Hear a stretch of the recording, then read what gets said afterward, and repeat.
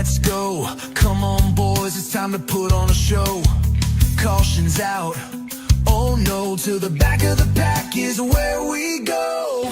Slide jobs, slide ways is how we like to spend most of our days. Bump draft, bumper hook, we knew going in that's the risk we took. Pedal to the metal, we've got the throttle down. RTG rolling into your town. Smooth shifting, no lifting, we're not backing down. RTG, the best drivers around. No drama, race tough, keep it clean to the end might be enough. White flag, checker flies, out here with our friends living our best lives. Pedal to the metal, we've got the throttle down. RTG rolling into your town. Smooth shifting, no lifting, we're not backing down. RTG, the best drivers around.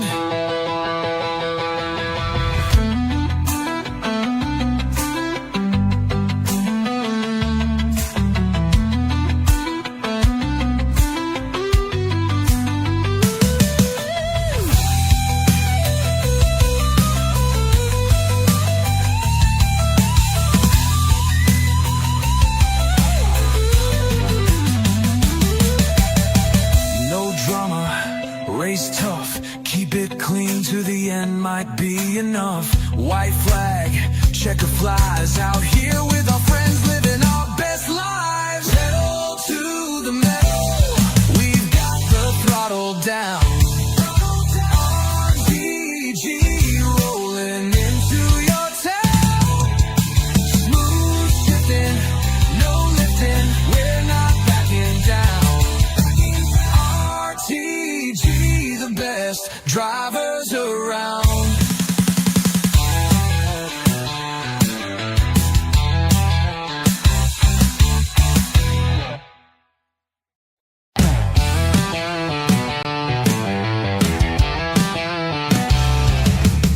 Pedal to the metal, we've got the throttle down. RTG rolling into your town. Smooth shifting, no lifting, we're not backing down. RTG, the best drivers around. Green flag, let's go. Come on boys, it's time to put on a show. Caution's out, oh no, to the back of the pack is where we go. Slide jobs, slide ways is how we like to spend most of our days. Bump draft, bumper hook, we knew going in that's the risk we took. Pedal to the metal, we've got the throttle down. RTG rolling into your town. Smooth shifting, no lifting, we're not backing down. RTG, the best drivers around. No drama, race tough, keep it clean to the end might be enough. White flag, checker flies, out here with our friends living our best lives. Pedal to the metal, we've got the throttle down. RTG rolling into your town. Smooth shifting, no lifting, we're not backing down. RTG, the best drivers around.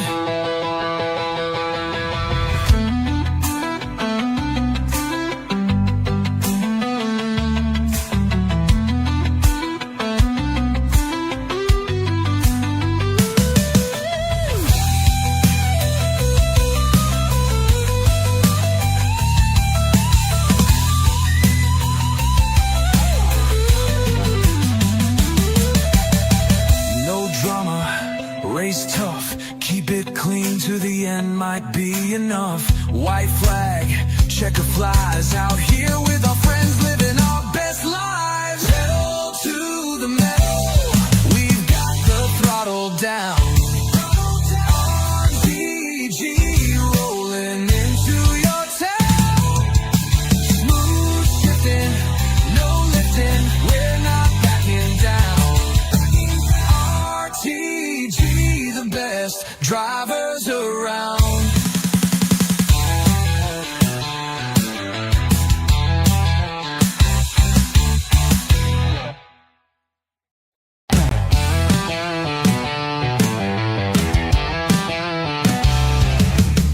Pedal to the metal, we've got the throttle down.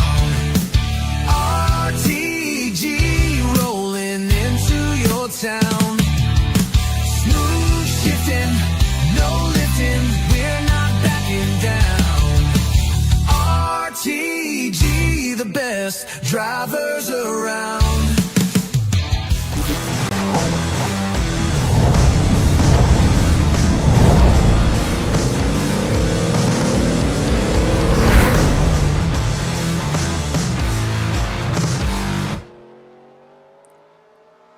Hey, good evening, everyone. We welcome you to the Flatout Racing Network's coverage of race number 7 of the 67th season of the Rolling Thunder Gaming Barebones Racing Series.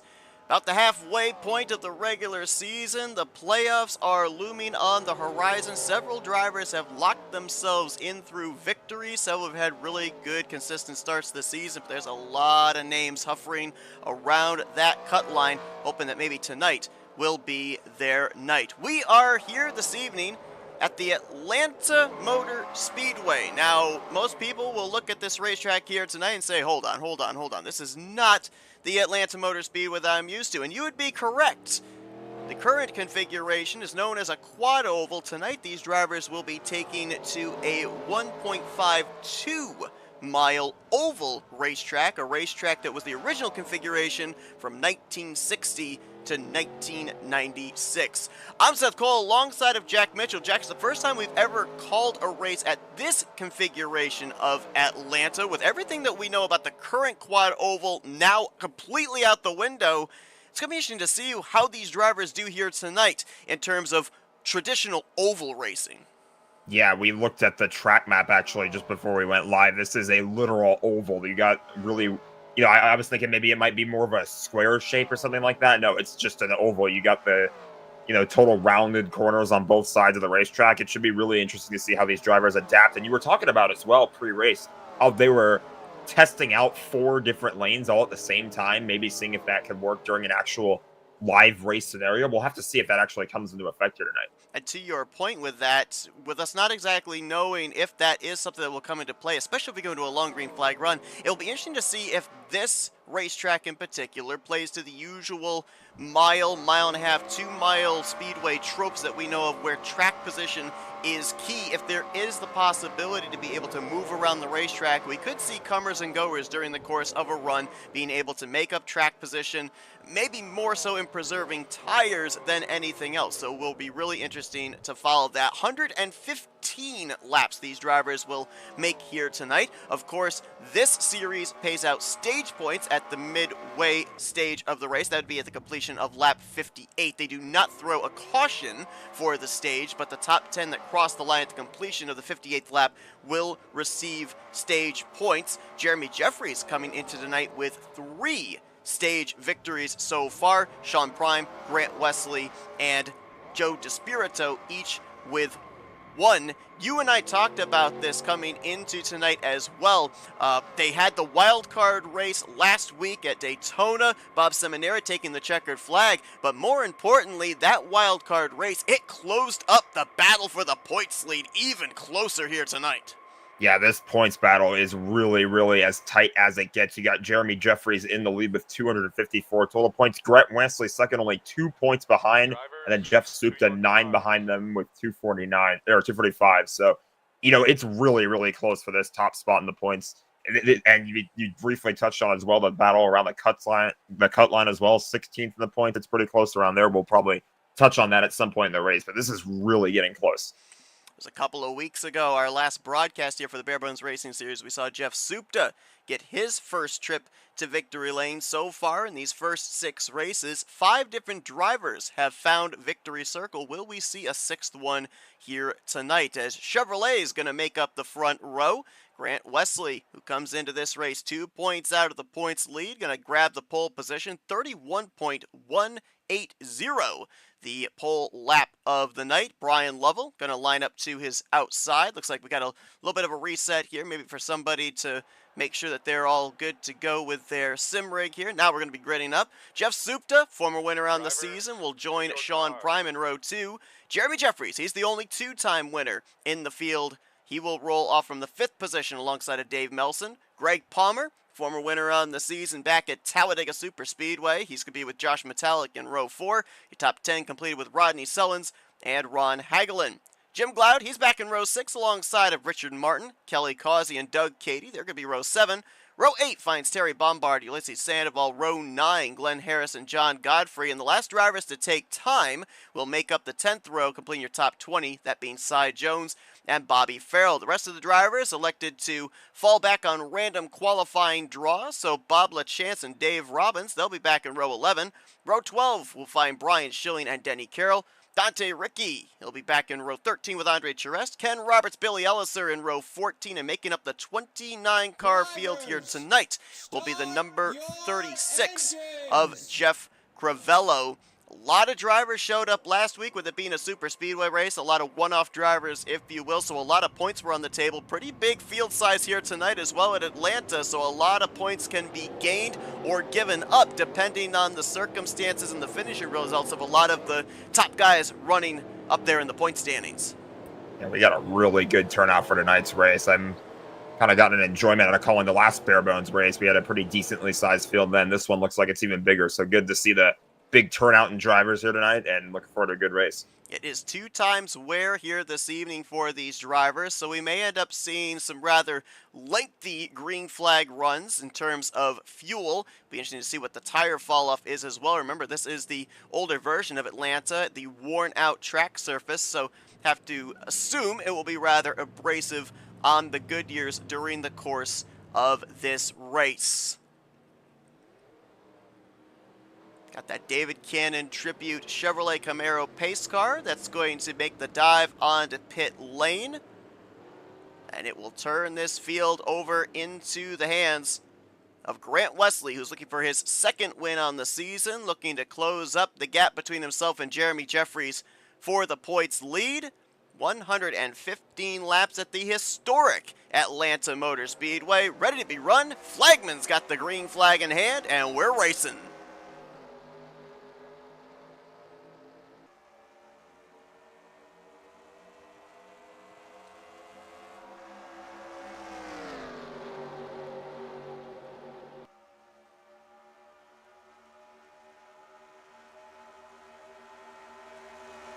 All bow ties in the top 5 as Wesley, Supta get clear for 1st and 2nd. Battle's going to be for 3rd. Brian Lovell trying to hang tough against Jeremy Jeffries. Couldn't do it, and look at the run Supta got out of 4. Supta going to fly on the inside. Can he continue to get that run? He's going to have the inside right now. Not totally certain which would be the preferred line just yet, although it looks like he's going to get the advantage through turn 2 there and try and fight with Wesley on the backstretch for the lead. So that blue and white number 1 of Jeremy Jeffries up there. He was almost in the 3rd groove coming off of turn 4. He got a big run to the bumper of Grant Wesley. Look at him kind of ride up there almost to the wall on the exit of turn 4. Definitely looks like there is some grip to be had up outside of that dark gray. How fake it is that these 3 drivers right here, Jeff Supta, Grant Wesley, Jeremy Jeffries, all 3 of them are the top 3 drivers in the points, and we find all 3 of them at the front of the field to start this thing. Yeah, we talk all the time on Thursday nights, drivers mentioning how difficult it is to win the Talladega Challenge Series. Why? Because all the competition you're battling, they all find each other at the same time. Same deal here as, well, we might have just had, oh, nope, we're good. I was having heart failure. I thought we were running it back from last Wednesday night, but it looks like we just had a slight freeze. We're good to go. But same deal here in the fact that, as you said, These are three drivers that are battling for the points lead coming into tonight, and it's really difficult to make up ground when you're all running in the same vicinity of the field. Absolutely. I mean, Jeffries is probably the one that likes this the least, because you would think that, you know, he could if he still finishes in the top three here. Obviously, it's still very early to go, 115 lap race, but you know, if he finishes in the right around this area, and the race with a finish with Wesley and Supta in the top two or the top 3-5 as well, he would probably still be in a good spot. But it's no guarantee that he would be leading the points. Again, it's only a 2-point lead coming into this race.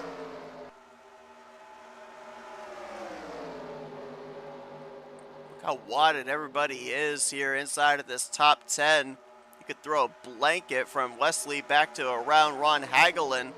Double wide, 3-4 rows deep, level side by side with Greg Palmer. Then Melson, metallic side by side behind them. Jim Cloud and Ron Hagelin. That's fourth back through ninth that are in double file formation. Supta now looking to clear up in front of Greg Palmer. Couldn't quite do it there off of turn 2.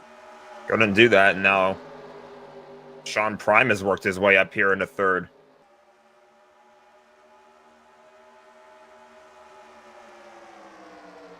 Supta will now find a slot in front of Palmer, right behind that number 15 of Prime.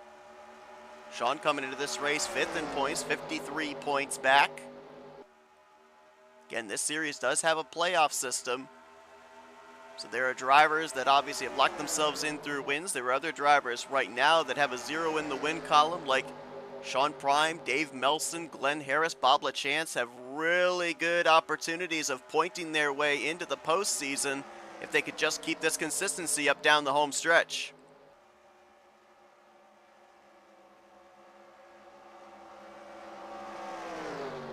Caution is out for the first time tonight.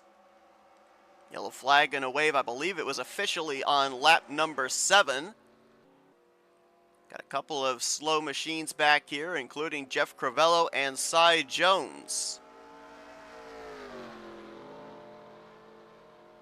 Looks like the back bumper of that Bazooka Chevrolet might be a little shorter than what it looked like when it took the green flag. Let's go back and take a look at what happened. Bring out the first caution of the night.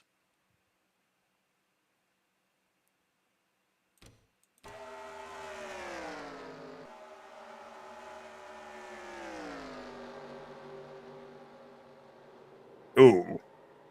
Trying to make that pass on the outside of the 7 car was not totally clear and went right up into the wall as a consequence.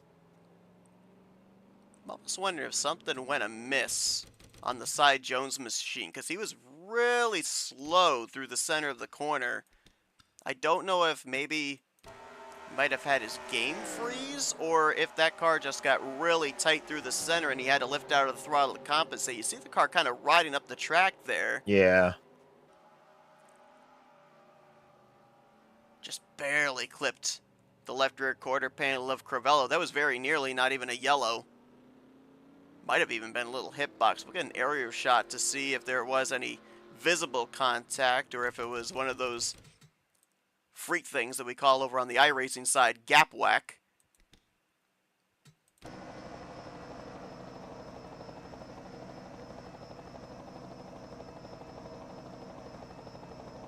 Yeah, the thing that makes me want, like that car goes straight. Yeah. There's a little bit of visible contact.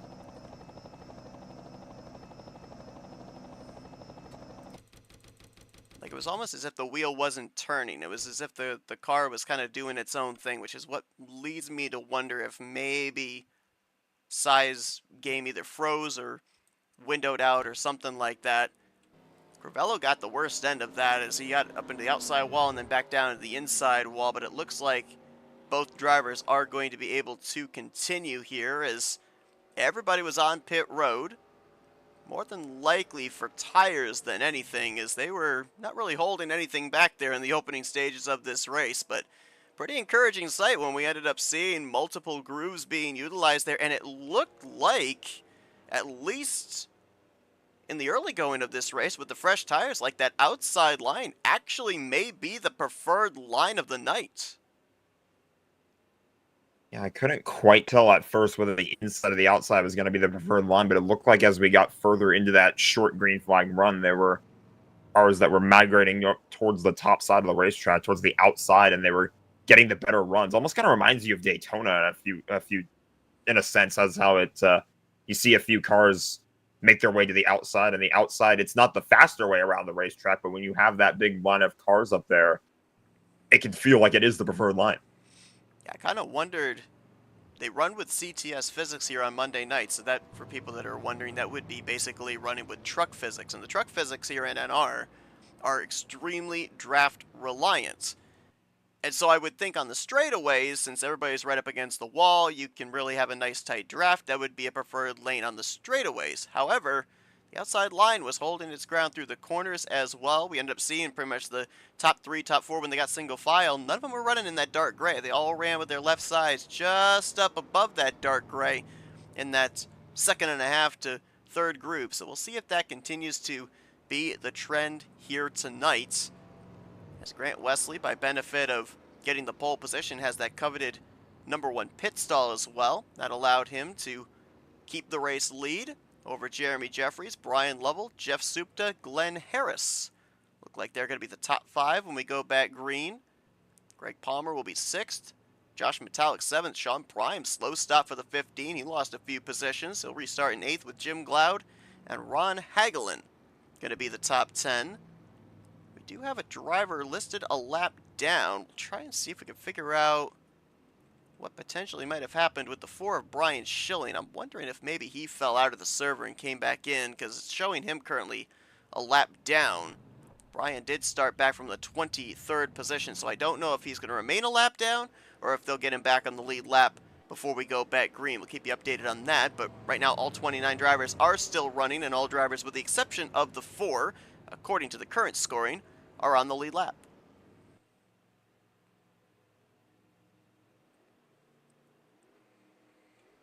Well, it's interesting that we're here tonight at the older configuration of the Atlanta Motor Speedway, because tomorrow night, folks, iRacing makes its return to the Flatout Racing Network, as we'll be covering the Tuesday night series on iRacing here for Rolling Thunder Gaming, and we will be jumping from the past all the way to present day. That's right, we'll be bringing you coverage of ARCA cars from Echo Park Speedway, the current configuration of the Atlanta Super Speedway. Be sure to join us tomorrow night for that. Green flag gonna fly at 9 p.m. Eastern Standard Time. They've been running a lot of different cars, a lot of different configured tracks during the course of the last few months. Gonna be interesting to see what type of racing we can expect tomorrow night here for these RTG guys. I'll still be calling it Atlanta, though. I will too.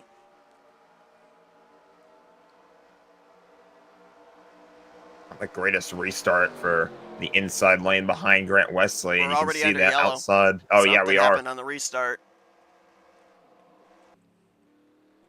Looks like Bobby Farrell and that Adam Petty throwback may have gotten looped around.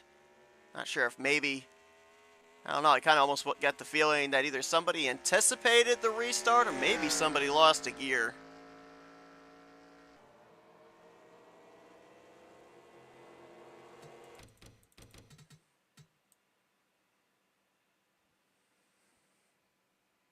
I believe Farrell was 23rd on the restarts. Ooh. Could this have been wheel spin? Oh, I think so. And there was contact behind him as well, yeah. That's Ulysses Sandoval in the 096, and then the 96 of Dave Robbins gets involved as well. A little contact for Brian Schilling. Let's go inside that number 92 and take a listen. Was either spinning the tires or losing a gear, or maybe a combination of both. Let's listen.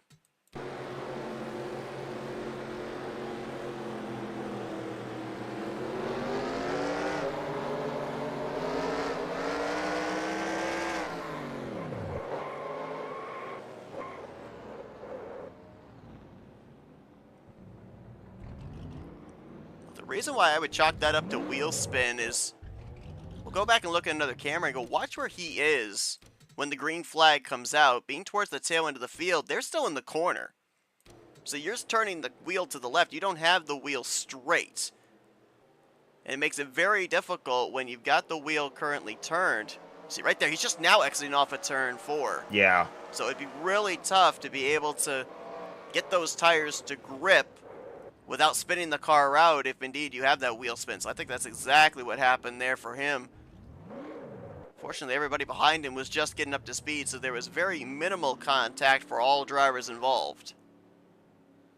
That's the thing that makes it a little bit tricky, is that you have to try to get up to speed while you're still in the corner, because that's when you're coming back to the green. So step on the gas while your wheel is turned to the side and then get that car straightened back out.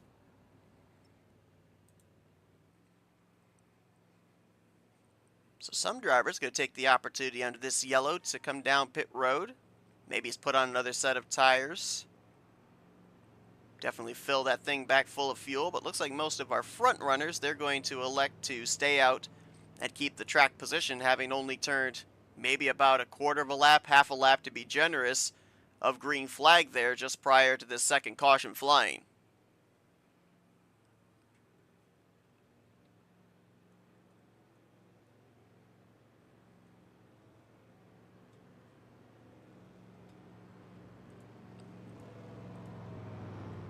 Just did a quick double check on what the eligibility is here, as we are fast approaching the end of the regular season and closing in on the chase. There's only 2 more races after tonight until the chase begins for these Barebones Racing Series drivers.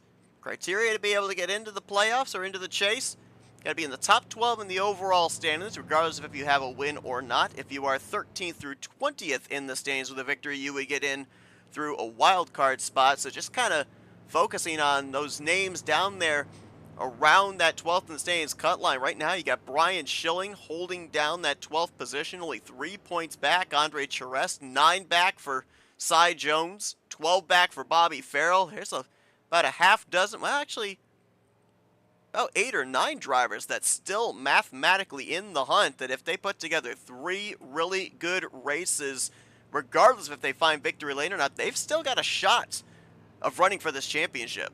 Yeah, it's really that close. We're kind of right on the cusp, as you said, and really just 1-2 good races would put somebody right in the conversation for that playoff position. So we'll have to keep our eyes. It's that really tricky time of the season where you have to keep your eyes not just on the top of the point standings, but also right around that last cutoff, that cutoff point, as you get closer and closer to the start of the chase. Well, that caution, a big break for the aforementioned Brian Schilling, 12th in the standings. He gets the lucky dog under this caution. You saw him go around, take the free pass. He'll be back on the lead lap for this upcoming restart. Keep an eye on a couple of drivers here tonight as well. You see that red, green, and white number 8, third on the outside line, Glenn Harris.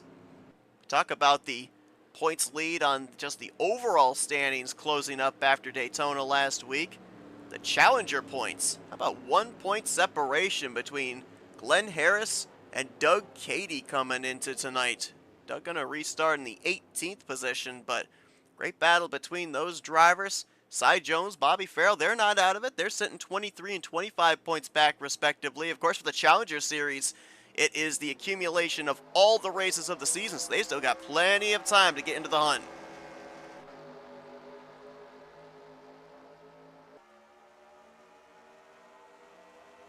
Again, a little bit of separation between Grant Wesley and the cars behind him on the inside, but they're very quickly getting the run. They're going to get to his back bumper. They should be able to clear. It's kind of tough to tell from that camera angle, but they were able to clear for the top 2 positions on the outside.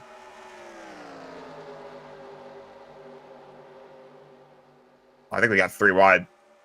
It was close.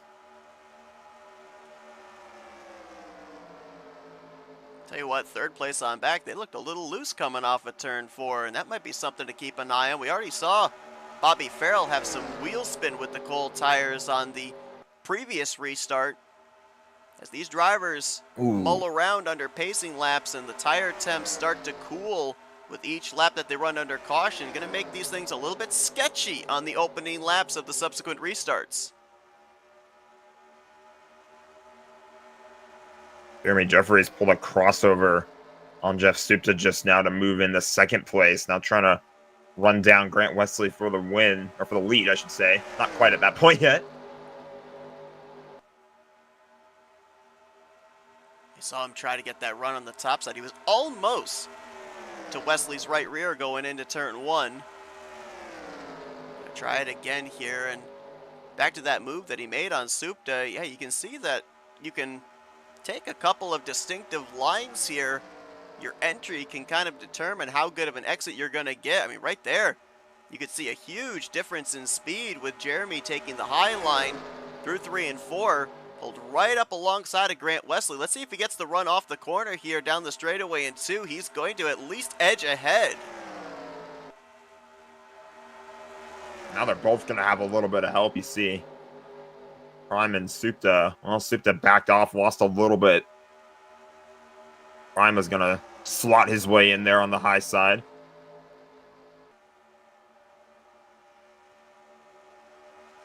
Now Supta going to cross down, cross the nose of Ron Hagelin to make a move to the inside of Sean Prime for the 3rd position. Good racing up here at the front, but neither leaders of the respective line willing to give an inch. Wesley able to edge ahead from the entrance of the corner through the center, and then Jeremy getting that momentum up top draws right back even as they approach the start-finish line. Give it about half a car length that time, lap led for driver 88.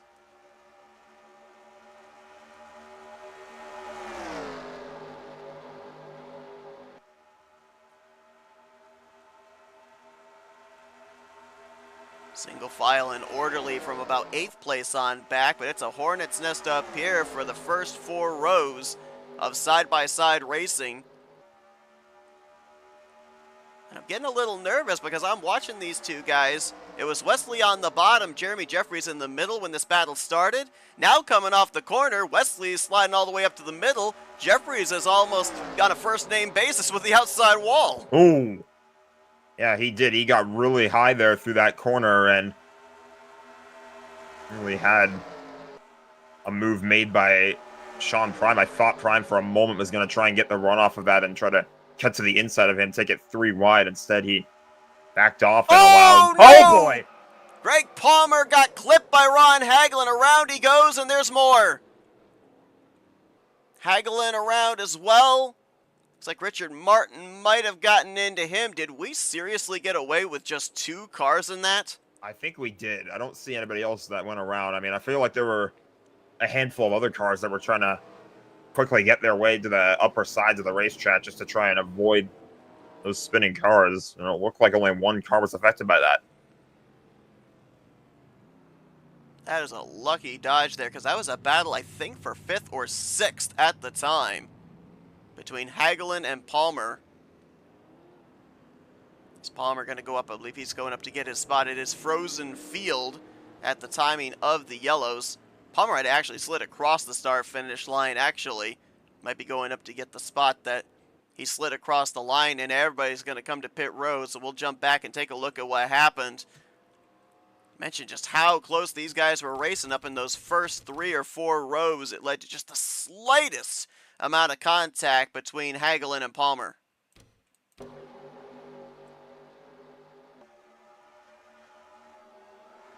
Yeah, just that light tap was all it took, and then bump from behind there. That sends Hagelin around, and everybody else got around it. Little double tap there from Ken Roberts on the top and Richard Martin on the bottom. We caught the 22 spinning around live. We just showed you the replay of the 111. Watch this again. As they're coming up off the corner, it's kind of hard to tell. It might be a combination of both the 111 getting tight off the corner and pushing up. Almost looked like the 22 comes down a little bit off the corner as well. But that might be why we ended up seeing even our race leaders kind of up a half groove higher the longer we got into the run, as opposed to the lines they were able to run on the cooler, fresher tires at the start of that run. That right front tire heat, I'm pretty sure, was starting to skyrocket, and these drivers on the inside line especially having to deal with that super tight sensation on corner exit.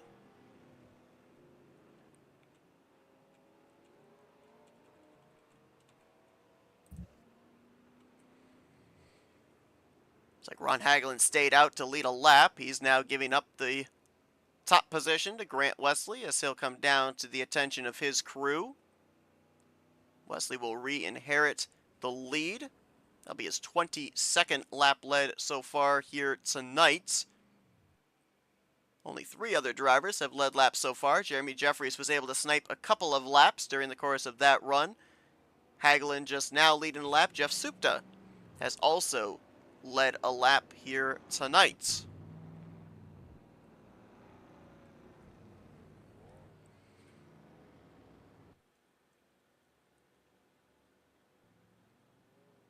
Well, next week is going to be an interesting one for these Barebones Racing Series drivers, as they will be heading to Austin, Texas for Circuit of the Americas, a little road course racing for these drivers. It's certainly going to be interesting because we ended up calling the race back at the Chicago Street Course, and you know, we talk about certain drivers, they go into that race with the mentality of, I can win. Other drivers going in with, I need to survive. Placing it next to last race of the regular season is really interesting, especially for drivers that don't really consider themselves the best of road course racers. Absolutely. I mean, that's about as spicy as it gets, because if you're somebody who's maybe not a road course regular, but you're thinking, I'm close to a spot near the cut line perhaps, or I need to, you know, get as many points as I possibly can, really regardless of the situation.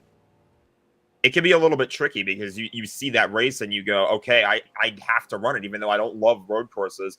I have to do what I have to do. And, you know, that might lead to what could be a bit more of a messy race from people. So I really don't know how people are going to play it. I feel like you're really going to have to absolutely do everything you can if you're in a certain situation to get as many points as you can. And that's part of what makes a good driver, your ability to adapt to a style of racetrack that you're not necessarily used to.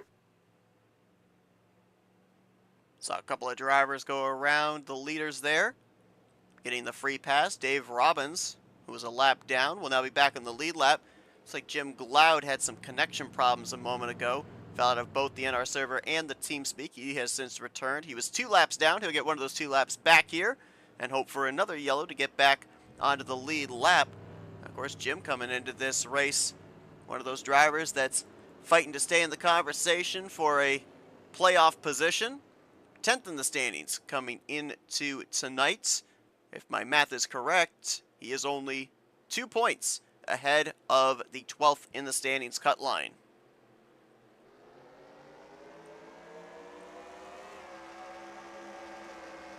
Great launch there for Grant Wesley as we're back underway.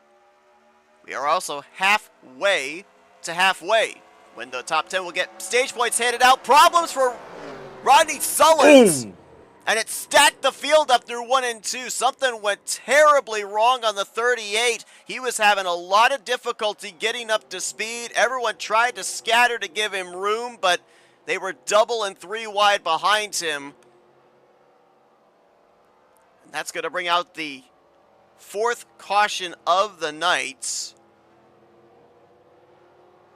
The car is rolling from the scene.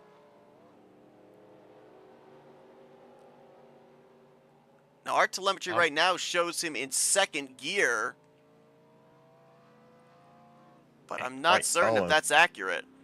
Yeah, I can't quite tell if there's something wrong internally with the car. Or looks like he's getting it going again. I mean, we'll have to take a look back. Obviously, our biggest for the day so far, and like you were saying, just a problem with that thing as he tried to get it back up going after that restart. Everybody tried to kind of give him room, tried to get around him, but eventually he just went around and no one could do anything to avoid it.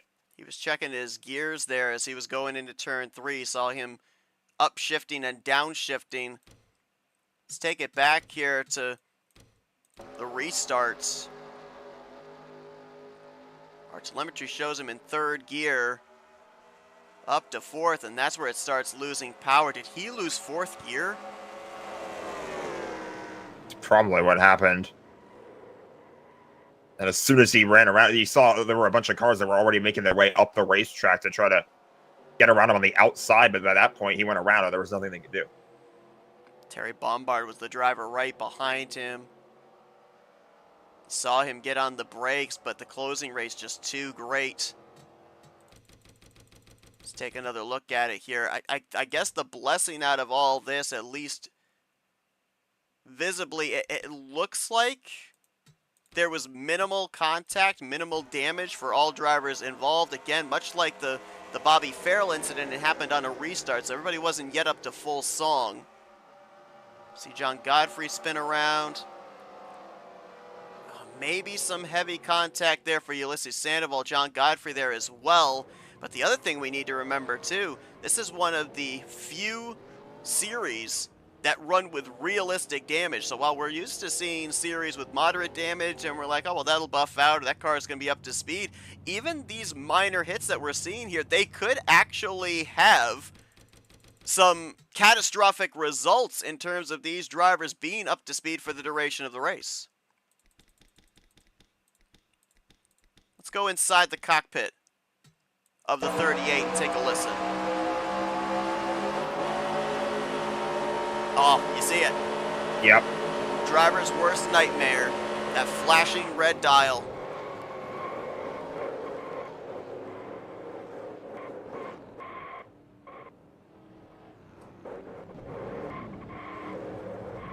Right there, you can already tell he's trying to test that gear and try to get the car back going again, but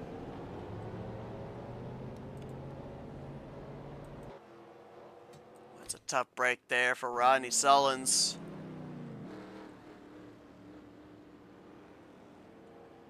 As it looks like he is going to be our first retiree of the race. He definitely, with the high speeds at a track like Atlanta Motor Speedway, doesn't matter what configuration it is, whether it's a speedway or a super speedway, you're going to need that fourth gear, and unfortunately for him, it's going to have him credited for 29th place here this evening.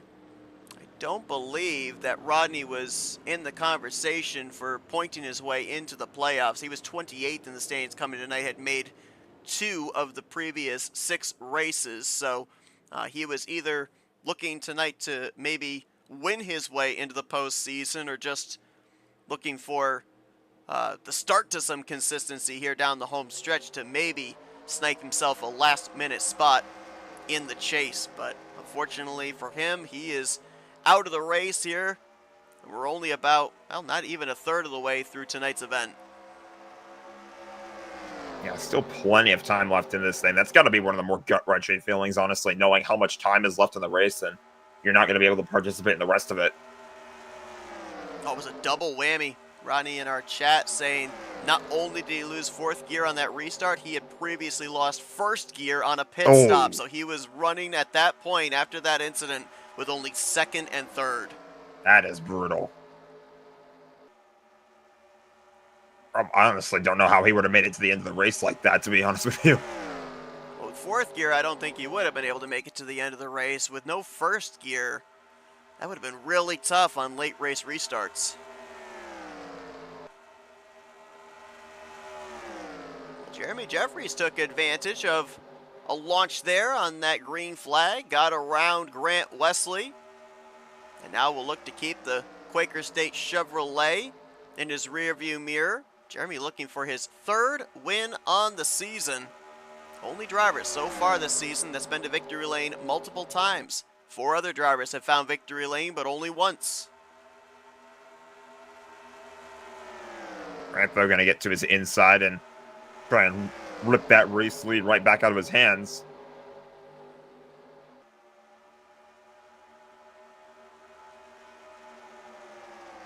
Good battle for 3rd right behind them. Josh Metallic looking to the inside of Sean Prime. And Dante Ricky right behind them in the 84. Dante actually would have started fairly well in this race. He was up there inside of, I believe, the top 10 on the speed charts. in qualifying, but elected to disqualify himself to start towards the rear of the field. He took the green flag from 25th, plus 20 since the drop of the green flag to begin this race. Nice run for that Nissan Altima. Another one of those cases where people just like to start at the back of the field and see they can do kind of a last to first challenge, or I guess backpack to the front of the pack challenge, and working out so far, like you said.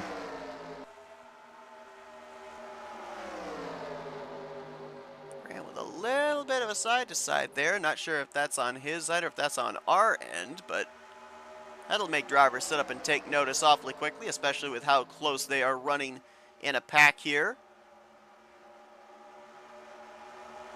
I haven't really talked about Josh Madek yet. He's worked his way up into the top 3. Metallica, another of those drivers that's made a couple of starts here and there during the course of the season. 2 previous starts. Netted a top 5 finish in one of those starts as, whoa, Richard Martin, that John Deere Chevrolet Camaro, that yellow and green number 43, a little tight there off of turn 4.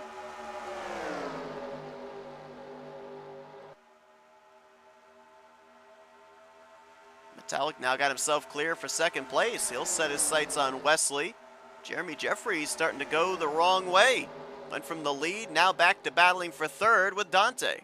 Feels like the inside line is really coming into play now over these last few laps. It feels like they've gotten the better runs there, and I don't know. I can't quite tell if we still have a truly preferred line in this race so far. It feels like they've been able to make it work on both the outside and the inside.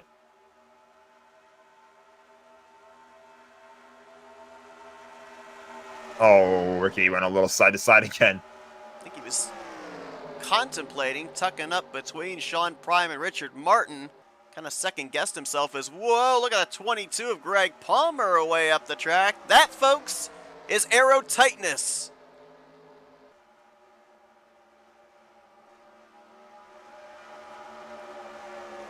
And that might be why we see such aggressive fighting for the race lead here on these restarts, because when you're out in front, you got clean air to the nose, a little bit better turnability through the center of the corner off. When you're back here behind these other drivers, much like at a super speedway, in the draft, you are carrying more speed down the straightaways and hence more speed into the corners. That means you're building up more heat in that right front tire, which is going to hurt the car being able to turn through the center and off for that straight line speed. So that's why we're probably seeing more and more drivers pushing up to that outside wall, more specifically off of turn 4 than off of turn 2.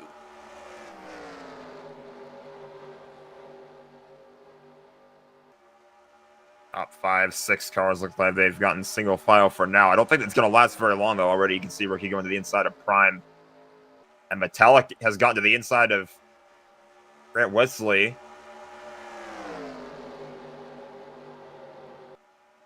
Nice rotation through the center.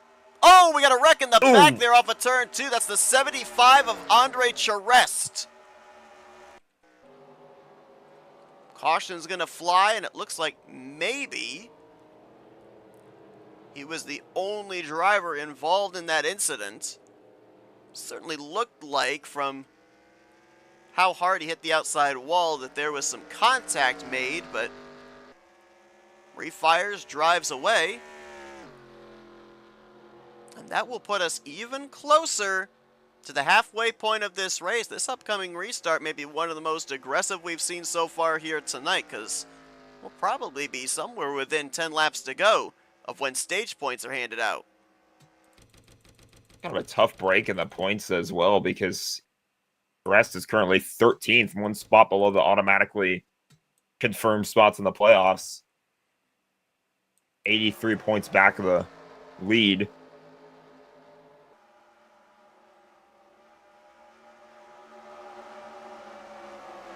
A couple cars got out of line. I think those were separate incidents, though. But it might have all culminated to the contact there. I think that was Denny Carroll that almost got spun off the nose of Greg Palmer. You then saw Richard Martin kind of get muscled up out of the groove, and I think that all just kind of wadded them up and led to the eventual contact of Andre Charest off the nose of Ron Hagelin. Let's go to the chopper cam here. Watch first the 41, the gray 41 in the middle as they're going to turn 1. And watch just how this all just kind of wads everybody up. Went a little bit low. Some contact there between the 96 and the 43. Yeah, I can see how everybody got wadded up there, and it just resulted in the 75 going around as there were 2 cars on the apron trying to get by. That was the 44, Brian Lovell, that went flying in there. And for a brief moment, I think Andre Charest was in the middle of 4 wide.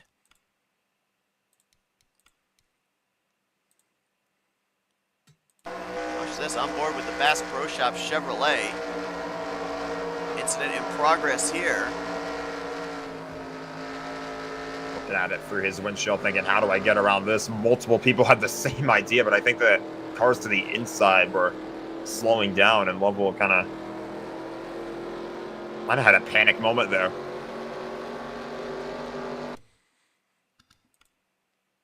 So Andre Charest going around off the exit of turn 2, going to bring out the 5th caution of the night.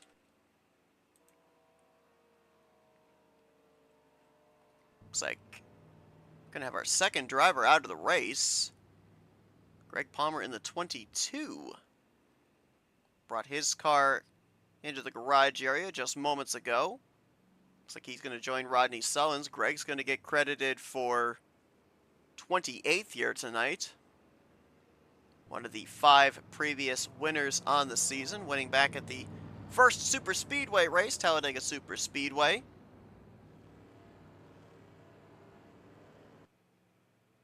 That was his only start in the season. He was 30th in points coming into tonight, so if he had made it up into the top 20 in points, we'd be talking about him getting in through a wild card spot, but not sure. With only 2 races left to go, I think he was just off of rough math about 120 points out of 12th position. Be really difficult to make that up in 2 more races here, but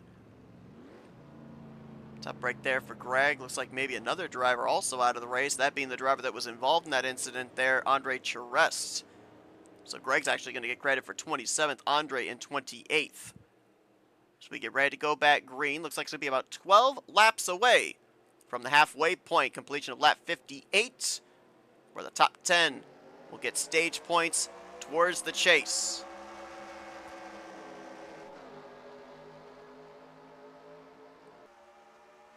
Again, the stage points as well. There, we're not going to get a yellow flag once the stage caution hits, or once the stage end hits, I should say. So there won't be a stage caution. As oh boy, a lot of trouble on this restart. Yellow flag out again. At least a half dozen drivers back here involved in another restart incident. Bobby Farrell, Cy Jones, Jeff Crivello was in it, Dave Robbins, and there's Jeff Supta in the 11. And Jeff's actually having to call a tow back to pit lane.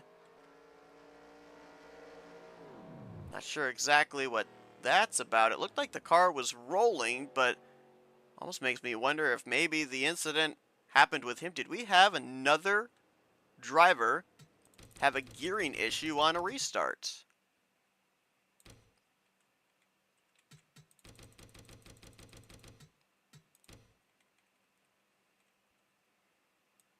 I believe Supta is the highest running of the drivers that were involved. It might have been Supta. I think he lost 4th gear. I think we literally had the same thing happen to him that happened to Rodney Sullins. Yeah, it looked like almost a carbon copy of that same incident that Sullins had, where he just slowed down and get going on that restart. And again, the telemetry is showing him in 4th gear, but he's not moving like he is in 4th gear. And this is a driver that came into tonight 3rd in points. Former winner from a couple of weeks ago at Iowa.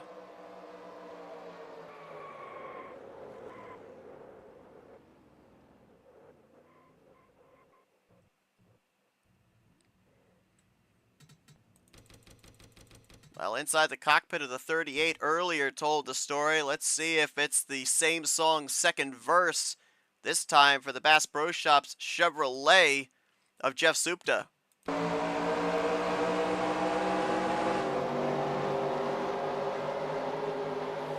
No? At least not there, it didn't look like it. We don't have the dial flashing. At least not yet. I can't quite tell what happened there. That's an odd one.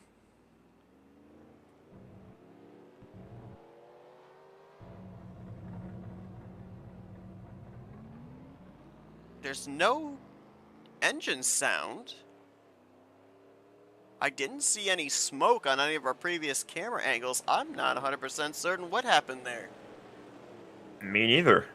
The only other possible thing I can think of, especially with the fact that he called a tow, maybe his pedals disconnected? That's the only other thing I can possibly think of. He's not out of the race. He's still sitting on pit road, so it might have been something mechanical with his sim rig or something. We'll certainly try and stay updated on that and see if he returns onto the racetrack, but we called a quickie yellow here. We're back green, less than 10 laps away from the halfway point.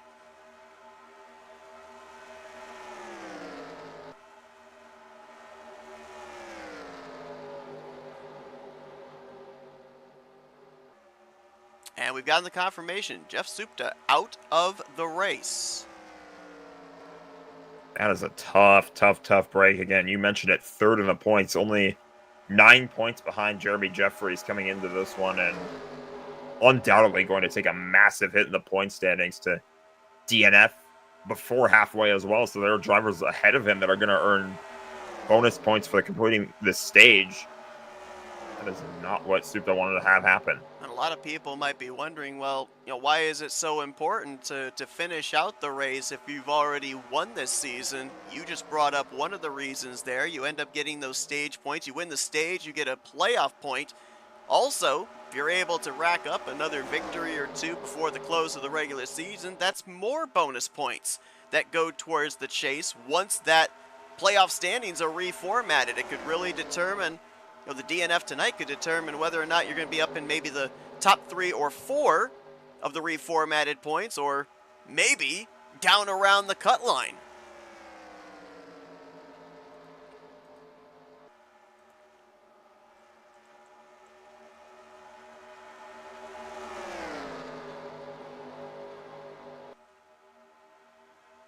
Sean Prime has made his way around Grant Wesley. Now has that clean air to the nose of his number 15, and this time by, Flagman won't show it, but these drivers will definitely have it in their head. 5 laps to go. Stage points, a playoff point, all on the line here at the completion of lap 58, and here comes Grant, trying to get that lead back.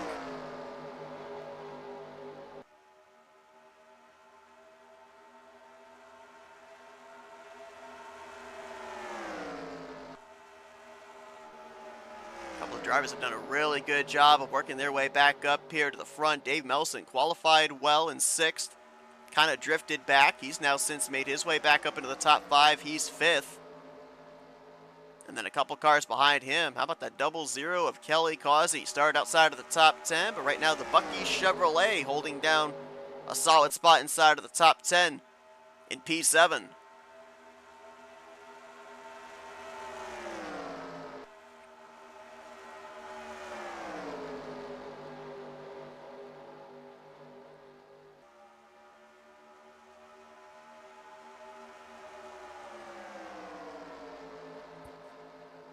Battle going to be for second place here. Almost looking 3 wide. I was going to say, look at the shove the one gave to the 15. Thought for a second about taking it 3 wide, I think, but he goes back in the line. Top 2 now get themselves cleared. Dave Melson now on the inside of Sean Prime for the 3rd spot.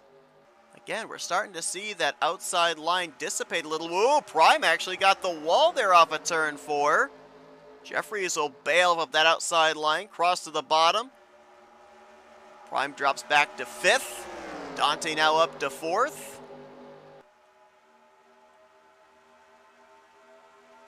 again, with realistic damage, you have to wonder, even that slight bump there into the outside wall, could that affect the 15 for the remainder of the run? Could he be dealing with aero damage for the rest of this race, or at least until he's able to come down pit road and get some repairs done? As yellow flag is out, and this is going to end the stage under caution. They just started lap 58.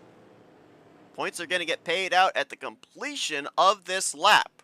And Grant Wesley, provided he stays out here, is going to pick up his second stage victory on the season. Okay, so I need to apologize because I lied. We actually are going to get a caution at the end of the stage. We didn't plan it, though. No, we didn't, but it happened. Just happened to work out that way. And now's going to be... Here's the interesting thing. Josh Metallic, Dante Ricky, these are drivers that are running part-time. They're running for the win. They're not running for points. Well, actually, hold on. Grant's coming down pit road here as well. So I'm almost wondering... never mind. Jeremy's going to stay out. So here's what I was going to say. I almost wondered, with Grant coming down pit road, I almost wondered if maybe they were going to say, all right, with the timing of this yellow, we're just going to say right there, the start of lap 58, that's when we're handing out the playoff point, or the stage points. Apparently not the case. Big gamble there on both sides. Grant Wesley not willing to give up the track position, but he'll give up the stage points. Jeremy Jeffries, who already has 3 stage victories this season, now going to add a 4th. But boy, is he going to give up a lot of track position on the flip side.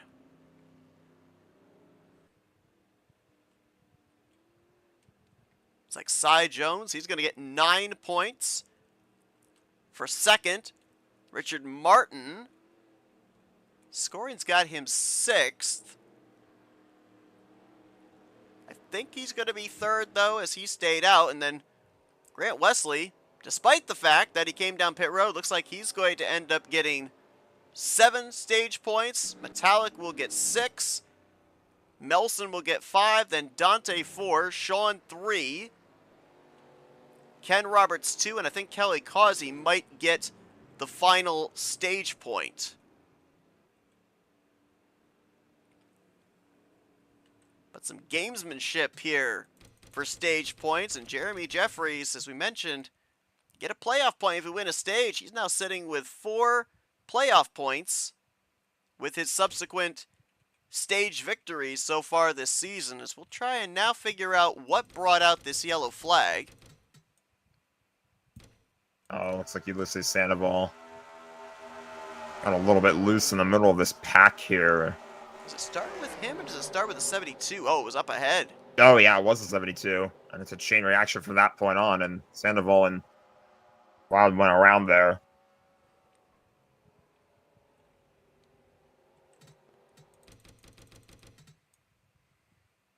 Like they stacked up on the inside line there. Gloud was actually trying to make a move to the inside of Ken Roberts. They were 3 wide going into 3. Bob LaChance in the 51 on the outside. Gloud kind of trying to force his way in there, and then when he had to lift in the compromised position, he had DeMar right on his back bumper. Brian Schilling getting a piece of it as well. And that Kodak number 4. So a 4-car incident right on the eve of the halfway point. Puts us back under the yellow. Stage points have been given out.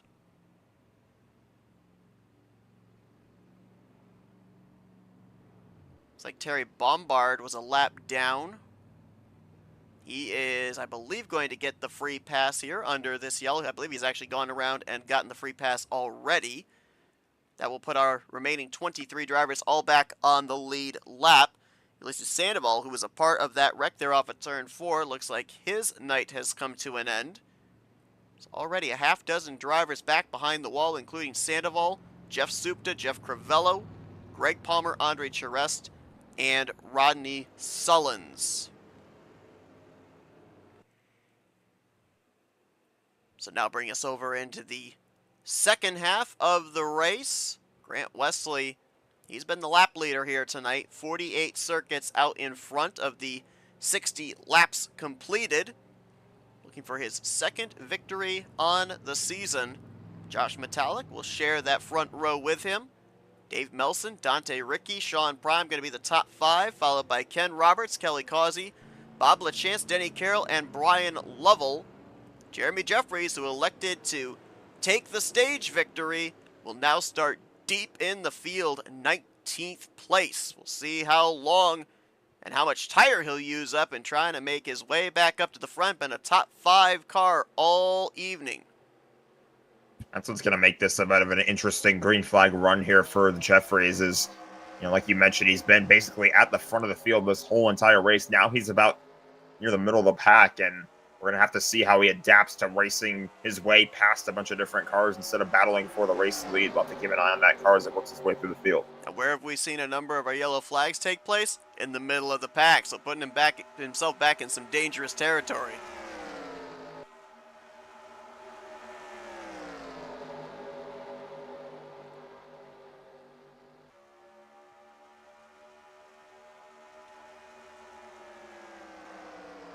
Off of 4, Wesley leads, about a car length back to Melson. Sean Prime in 3rd, and then stack him up, 4th place on back. Wawa and Bucky's working together. I feel like that's a conflict of interest, but Dante Ricky and Kelly Causey on that inside line. First time we've really mentioned Denny Carroll's name tonight. One of the few dodges in the field. Now up inside of the top 10, scored 9th last time by as he battles with Ken Roberts for 8th. Ooh. Ricky almost got up in the side of the 39 Metallic as we got a move being made by Melson for the race lead.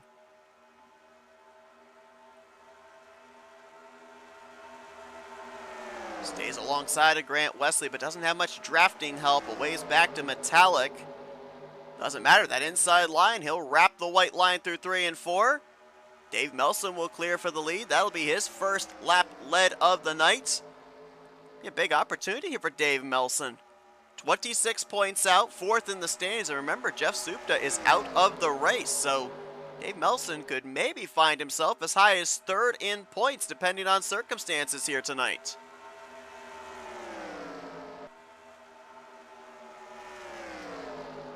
This could be a problem for Grant Wesley as well, because Melson just took the lead, and he's got a row of cars behind him. There's a little bit of a gap between Wesley and the next car behind him on that outside, so he could lose a lot of spots here if he doesn't hold on here through these next few corners.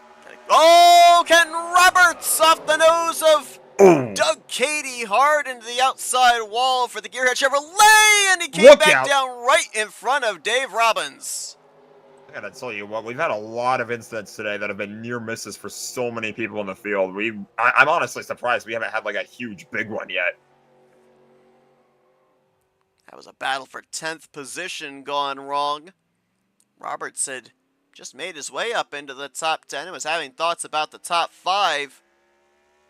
Some pretty good contact with the back end of that machine into the outside wall. And he'll bring that down pit road to the attention of his crew, see what they can do to maybe get him back out there. Let's go back and take a look at what happened. This was going into turn 1. Doug Cady in that 007 Napa Chevrolet on the inside. Ooh, that's... I think that might be a little of our old friend Gapwack right there. I think so. That didn't look like there was any real contact. It was that one, if there was... It's one of those deals where if there was contact, it would have been that one tap is all it took to send him around, but I don't know. Based on the hitbox and everything like that, I wouldn't be surprised if the 7th thought that he was clear. Yeah, that's the thing. I love the visual of the next-gen mod, but they do have a very deceptive hitbox where you think you're clear, you think there's not going to be contact. I mean, you can see it right there even with that camera shot. There is some visible space between the right front of the 007 and the left rear of the 55. Sometimes it's just so hard to gauge whether or not it's going to make contact, and Can we get a heart rate monitor on the driver of the 96? Because, man, oh man, I'll tell you what, he probably had a heart spike when he saw the 55 coming right back down in front of him.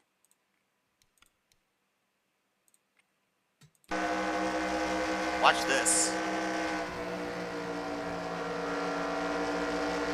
Surely he'll stay up there. Oh, Surely. wait, maybe not. Don't call me Shirley. That is how you are required to get an underwear change after you're done with this race. Great avoidance there for Dave Robbins, keeping his chances alive in this race. Looks like we had a couple of drivers stay out, including Doug Cady, who is going to get himself a bonus point for a lap led, but he'll also drop to the rear of the field for the upcoming restart. Of course, the policy here and RTG, if you're responsible for an incident, you pit the second time by. So the leaders have already pit with Dave Melson coming out the leader. Doug Cady, Ron Hagelin, Cy Jones, they're going to come to pit lane this time around.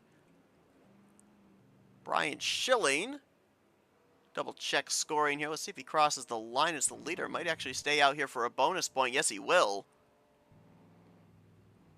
Saw Schilling involved in a couple of incidents tonight after he started this race from the 23rd spot. Almost wonder if he might be feeling he doesn't have a car capable of winning, or at least doesn't have the benefit of track position, and so, well, never mind. He's actually going to stay out and be the leader here, so he's going to be on a little bit of a deficit tire-wise and fuel-wise to everybody else around him. Bit of a gamble here out of the driver that comes into this race on that 12th in the standings cut line.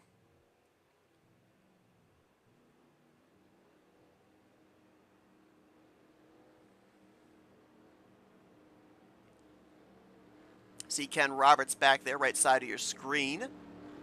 He's returned to the racetrack.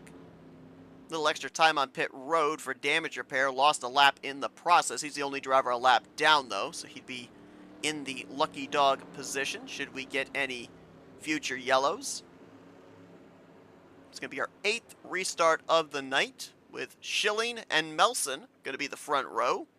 Grant Wesley and Josh Metallic in row 2. Then Denny Carroll, Brian Lovell, Kelly Causey, Dante Ricky, Sean Prime, and Bob LaChance is going to be your top 10. About 45 laps away from the conclusion of tonight's race. Schilling will get us back underway. We'll have to see just how long he can hang on with those older tires.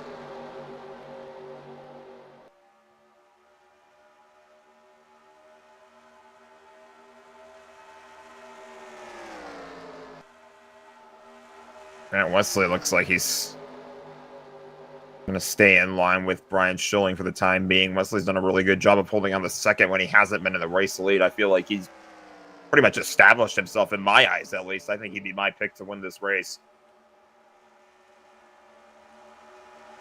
Wouldn't be a bad pick. Over 50 laps led tonight. And now looking to the inside of Schilling to go back to the race lead once again.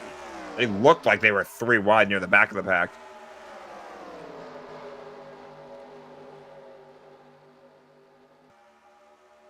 Using just about every inch of this racetrack. Some wrapping the bottom, some about almost a half groove off the outside wall.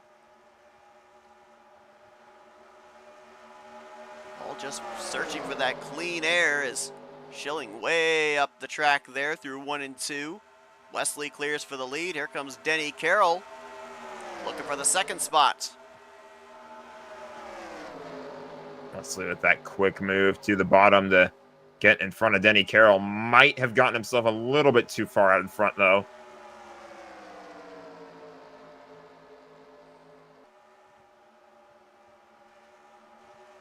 Right now, Brian Schilling just kind of in hang-on mode. He was 19th when the caution came out. Gained all that track position, was staying out, but now the question is, how much is he going to give back? At least the one good thing for him right now is the field is somewhat gridlocked. You can't really, or you probably don't want to force it 3 wide, so most of those drivers behind him are almost forced to either ride behind him or push him. He might be able to keep himself up inside of the top 10 with this strategy.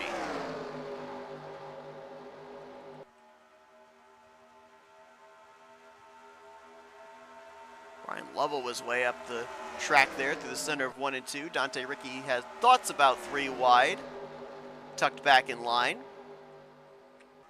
And Jeremy Jeffries, who we saw stay out, get those 10 valuable stage points, but give up the track position in the process. He's now making his way back forward. Last time by, Oreo Chevrolet was scored in 7th, and now he's in the conversation to maybe crack back up into the top 5. So, nice job methodically working his way back forward, and has those stage points in his back pocket to boot.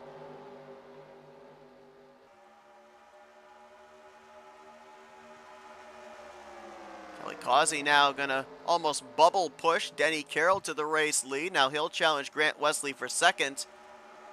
Take a listen. Let's go on board with that Bucky Chevrolet and listen to just how these drivers have to maneuver their way around this Atlanta Motor Speedway oval.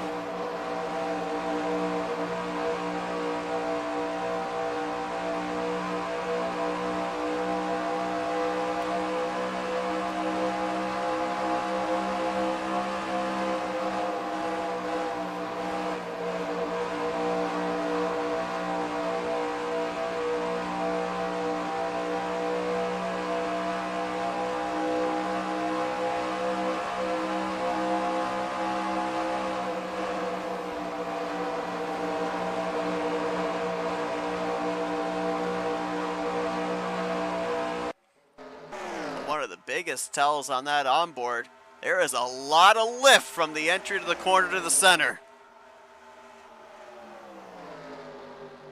Look at Jeremy Jeffries, worked his way back up through the field. He's now 3rd, getting by Grant Wesley. Oh, Grant, he wiggled just a tiny little bit there trying to get by him on the inside. Remember, Jeremy stayed out to get those 10 stage points. Grant, I believe, I could be wrong, but I believe he ended up getting 7 stage points since only 3 drivers stayed out under that yellow, and he came off of pit road with the race lead. However, coming into tonight, 2 points behind Jeremy Jeffries. Now, if we looked at live scoring, it would more than likely be 5 points separating the two. And with Jeremy now up 1 position on Grant, what would have been a 2-point advantage now would be about 6 points.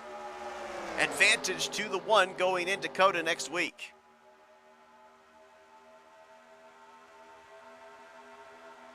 And it almost looks like that experiment did not pan out for Brian Schilling. He's now drifted outside of the top 10, fighting to hang on to 12th position as Richard Martin, John Godfrey, and others look to take advantage of those older tires.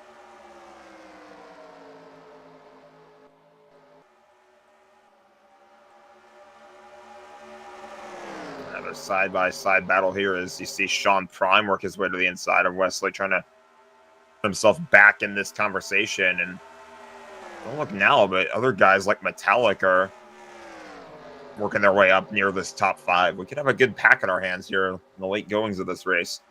Kelly Causey, major tight there. Off of turn 4, nearly got up and into the wall, and you see the end result. Had to lift out of the throttle, all that momentum lost, and he'll go from 2nd at least back to 5th.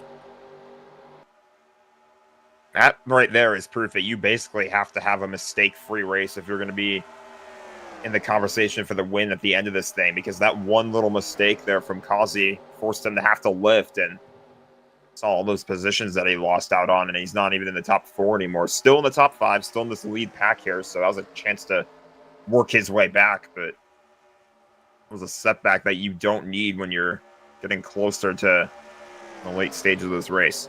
How about Denny Carroll? We talked about a lot of drivers that elected to go with the random qualifying draw, didn't set a lap time qualifying. Denny was one of those drivers, started back in the 24th position. This is a driver that comes into tonight kind of on the pendulum in terms of whether he would make the playoffs or not. Is what in the world? Oh my. That was close.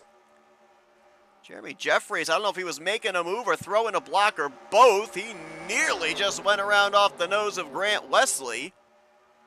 And somehow, that's all going to work out. That almost reminds me, I don't remember who it was in the Daytona 500. It might have been Kyle Larson. He ended up getting a bump that actually shot him to the inside of someone and allowed him to pass him. That kind of was what that looked like there from turn 4 to turn 1. Hopefully we don't have another Daytona 500 style heart attack like we saw yesterday in tonight's Hopefully race. not. That one kind of let me down as a Chase Elliott fan, but you know what? We bounce back and we move on next week. I think we're definitely seeing now, this I think is the longest run we've had. You see Dante Ricky up the track. Yeah, I think we have definitely gotten into some unfamiliar territory for these drivers because now these cars, the handling is going away, and it's going away drastically. Just about everybody is getting really tight off the corner, and the yellow flag is out. This will change everything as we just crossed the line to take 30 laps to go. And Godfrey slow on the pit road. Spin there for Ron Hagelin. I don't think that was the actual caution. I think that was what just happened there under yellow. I'm not totally certain on that. Richard Martin and Terry Bombard also in trouble. Looks like some back-end damage on the John Deere Chevrolet.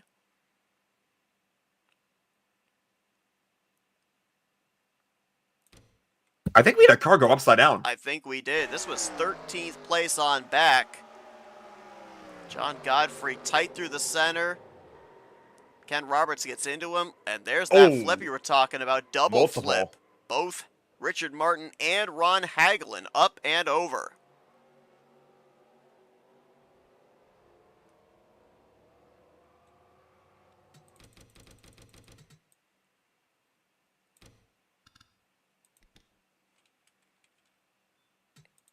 Here's another look.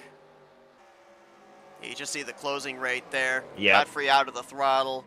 Roberts was not. And then I'm pretty sure the double flip there was the 111 on the brakes. The car's, when it's in the corner, it's going to shoot up the racetrack when you're hard on the brakes. Just puts them into the driver's side door of Richard Martin, flips the both of them over.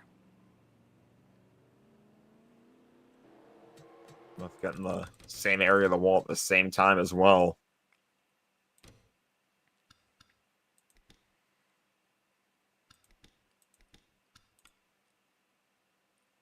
This is on board with the 55 of Ken Roberts.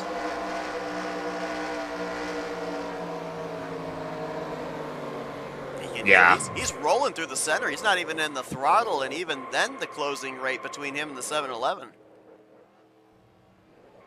Just shows you how much speed they've been getting through those corners. The fact that he wasn't even on the throttle there, and he was able to get that much of a closing rate anyway, and it was enough to take some handful of cars out.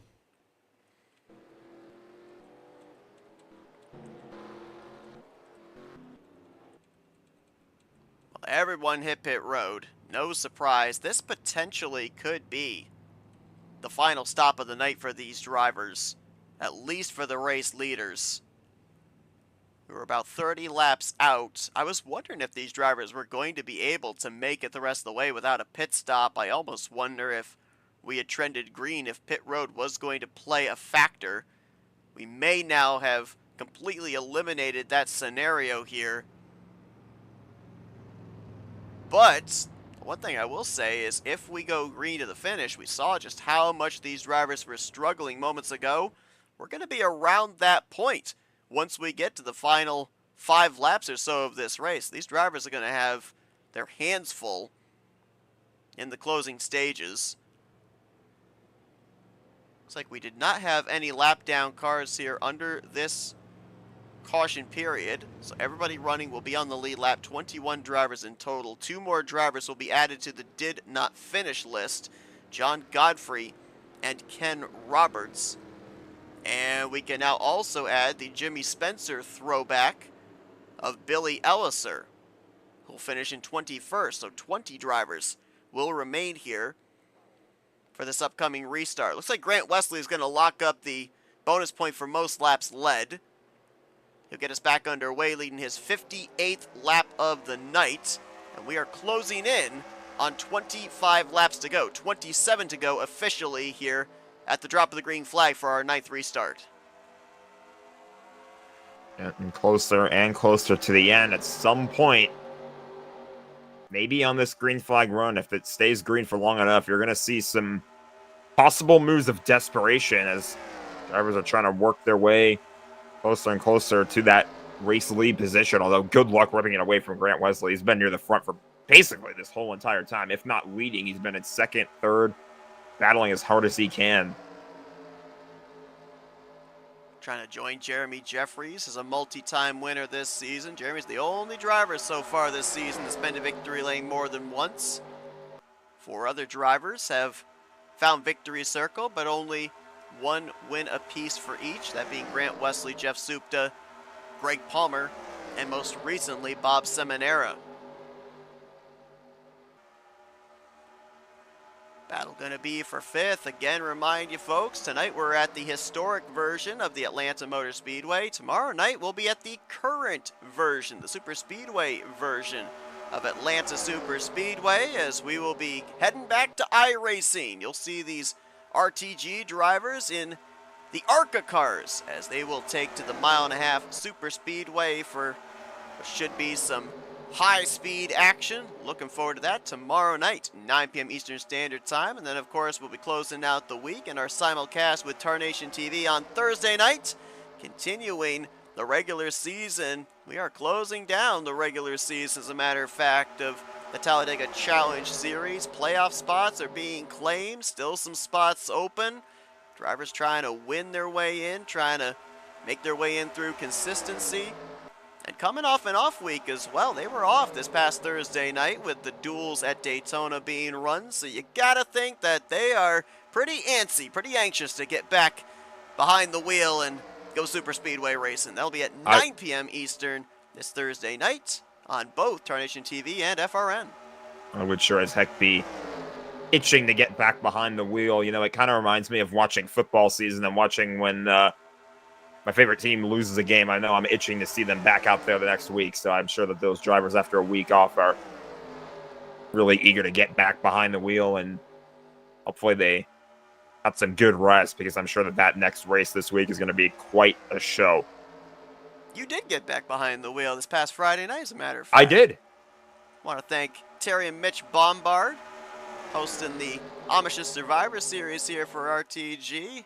Had a blast in their win-at-all-cost races, their doubleheader at Monadnock and Riverhead, and then the Demo Derby immediately following. A lot of fun, and I think we've got plans to be going back there for their Enduro race this Friday night, so looking forward to that. Yeah, that was definitely a fun race to call, and we decided that we liked it so much we figured both of us would get behind the wheel for that. It's the first time I've raced online in any capacity in quite some time, and so appreciate those guys for putting on a fun Friday night for us, and if all is free in the schedule, I think we should be running it back this week. Now, when do we get you in a Barebones car? I don't know. It could be a while before then. I've been out of it for quite some time. There's probably a little bit of a learning curve, a relearning curve, I should say.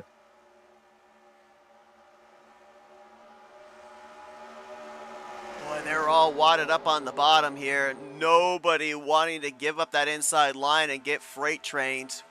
Remember, we saw everybody venturing up there to that outside line. Nobody is going up above that dark gray now. Maybe Bob LaChance back there, but that's about 9th position. They're all inside line, hugging that white lane, that white line as close as they possibly can. Question's going to be just how long are these tires going to allow them to do that?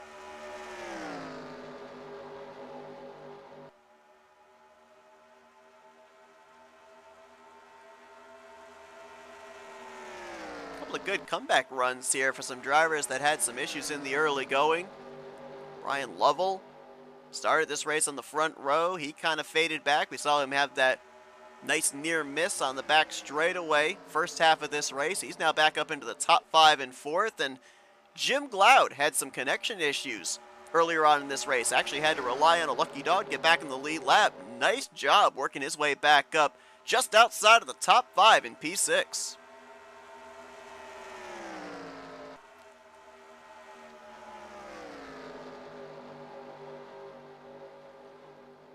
I believe right now, if my scoring is accurate, Doug Cady, who's currently in the 12th position. Actually, this is a 3-way battle for the challenger winner of the race. Cady, Causey, and Glenn Harris.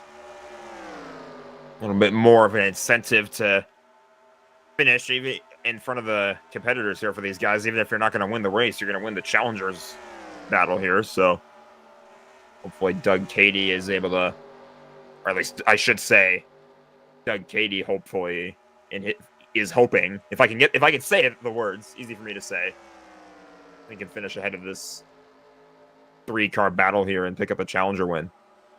Doug Cady with 3 challenger wins so far this season. Glenn has 1. Joe DeSpirito has 2 on the season, but runs in a part-time capacity. That caution kind of saved Brian Schilling. He was able to kind of get back in the same tire sequence as everybody else, but you see him running tail end of this lead group in the 11th position.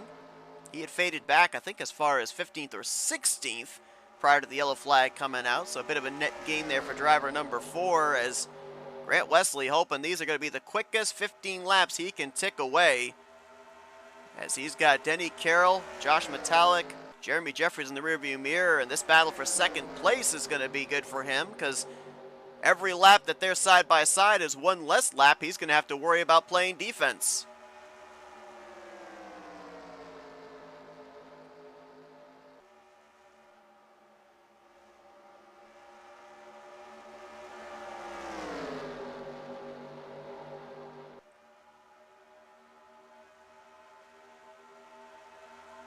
Metallic clear, but here comes Jeremy Jeffries, going to force the issue. 3 wide for seconds. Oh boy.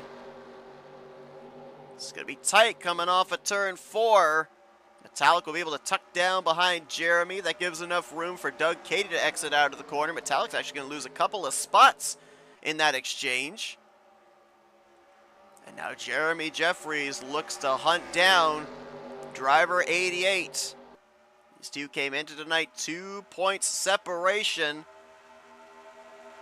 And you know, for Grant, he lost, I believe, 3 points to Jeremy Jeffries in terms of the stage finish. He could gain that back if he wins this race. Again, do not rely on my math, folks, but if I'm doing all the calculations in my head and provided the number of points that I think each driver got at the end of that stage are accurate, they finish where they are right now. I think Wesley's got the points lead by 1 point going into COTA next week. Definitely coming down to the wire. Again, like we mentioned, 2-point gap for the points lead going into this race. And I feel like, you know, Grant Wesley, he's certainly happy that he would be, assuming the race finishes like this, he would be happy to finish in front of the one of Jeremy Jeffries. The only problem is Jeffries is still finishing in second, so he's also going to get a decent amount of points. Obviously, that's speaking as if this race is just about over. It's close, but we're not quite there yet. Anything can still happen before the checkered flag, and you know, could be the last gasp for Jeremy Jeffries. Oh boy! Brian Lovell threw a late block on Sean Prime going into turn 3. Contact was made. Yellow flag's going to come out, and guess what? We got enough laps. We're going to be getting back green. Now the big question, you have to pit, right? You have to pit for tires. I would think so. But do you really want to sacrifice that track position? I think Grant Wesley is indicating he's going to pit. I mean, or maybe not. Do you gamble and maybe just go for rights? I don't know what you would do. I don't think fuel's a concern at all. It's just a matter of just how much security do you want underneath you with tire rubber. We'll go back and we'll look at the replay here in a minute, but this is a crucial decision for the race leaders. Does anyone pit? We're going to be at less than 10 to go when we go back green. Grant's coming in. Jeffries is coming in. Sean Prime is going to Wow. stay out.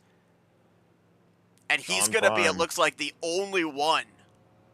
He's gambling for this. Ooh. Sean Prime 5th in the points going into this race, and a win here would give him a huge boost. And assuming he does ultimately choose to stay out for the whole entire time, he's gonna, man, it's gonna be real close after this thing is all said and done. He could just be staying out to get the lap lead bonus point, but you never know. Although this late in the race, that's not something I would do. 4-tire stop for Grant, 2 tires for Jeremy Jeffries. Looks like just about everybody else went with 4.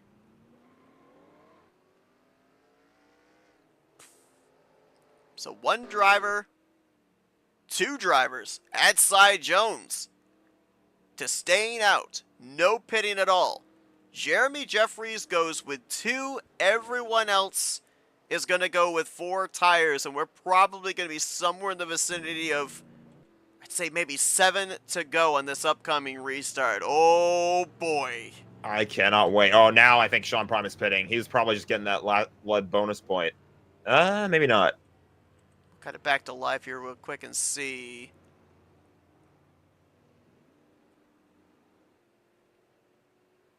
Yep, I think you're right. Yeah. Yep, he's on pit road, so too is Cy Jones. So now that puts Jeremy Jeffries at the disadvantage. 2 tires to everybody else's 4.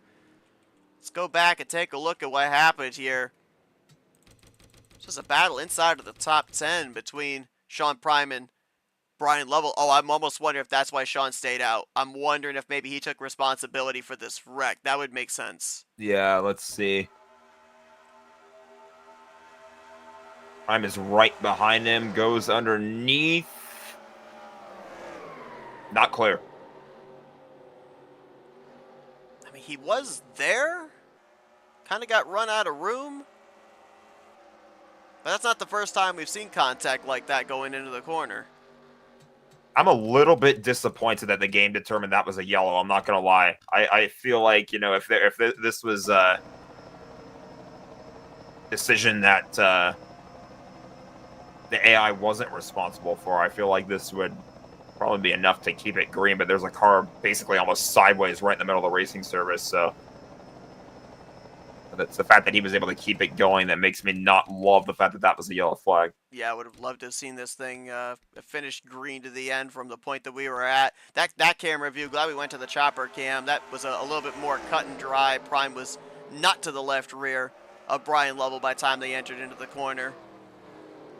Gets up into him, and Brian was able to keep it going here. And I think, from what I saw prior to us cutting back here for this replay, I think he's still going to, well, I was going to say, I think he's going to still restart inside of the top 10. Apparently not. He's going to restart in 18th.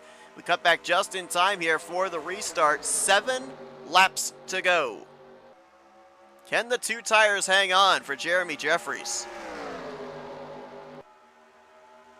So far, so good on this restart, but those drivers that have 4 better tires than him are going to quickly make their way up to the front. As look at Metallic fighting his way ahead of Grant Wesley. That's for second. And he's got a bit of a run in this corner. He might try to use that. Oh, some contact.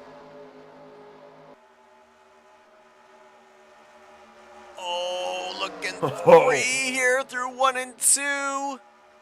Gotta give some space here on corner exit. That's Schilling on the bottom, Wesley in the middle. Schilling's not out of this Jeffries is race going either. the wrong way.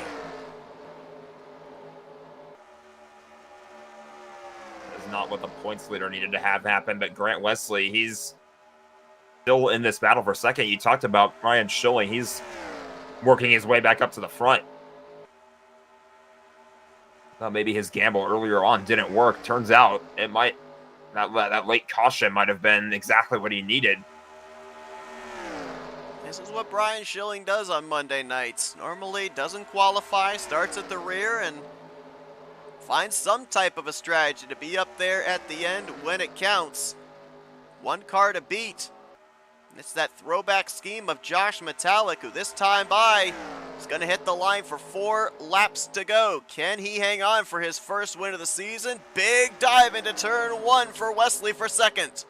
Hard charging Grant Wesley. He is not going to let this one go away that easily.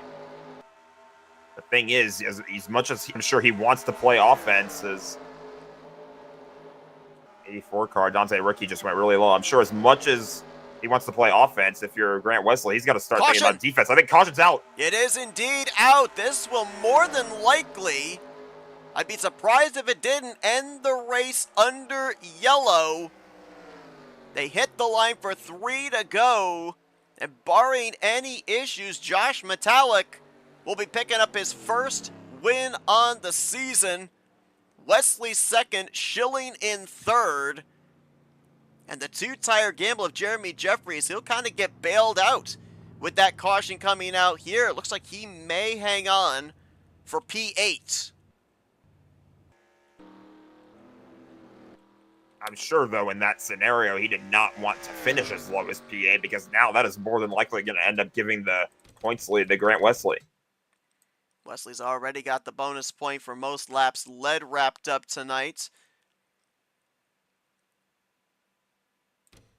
Thought maybe Bob LeChance was the reason for the yellow, but looks like he was actually on pit road at the time the caution came out. Also saw the 038 of Dave Melson a long ways back. Oh, yep, he was in the vicinity of this caution. Oh, looks like this was actually back around Jeremy Jeffries. It was.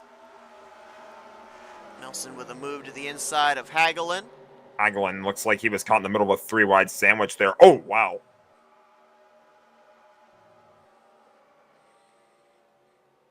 Not the finish of the race that Dave Melson was hoping for, as he was trying to take advantage of the Supta DNF here tonight, 4th in the standings.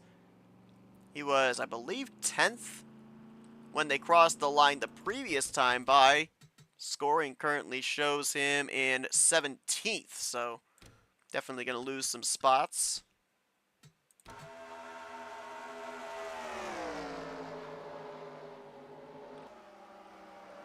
Turn 3 has been a trouble spot here tonight. The driver's trying to gauge if they can get to that left rear quarter panel on entry or not.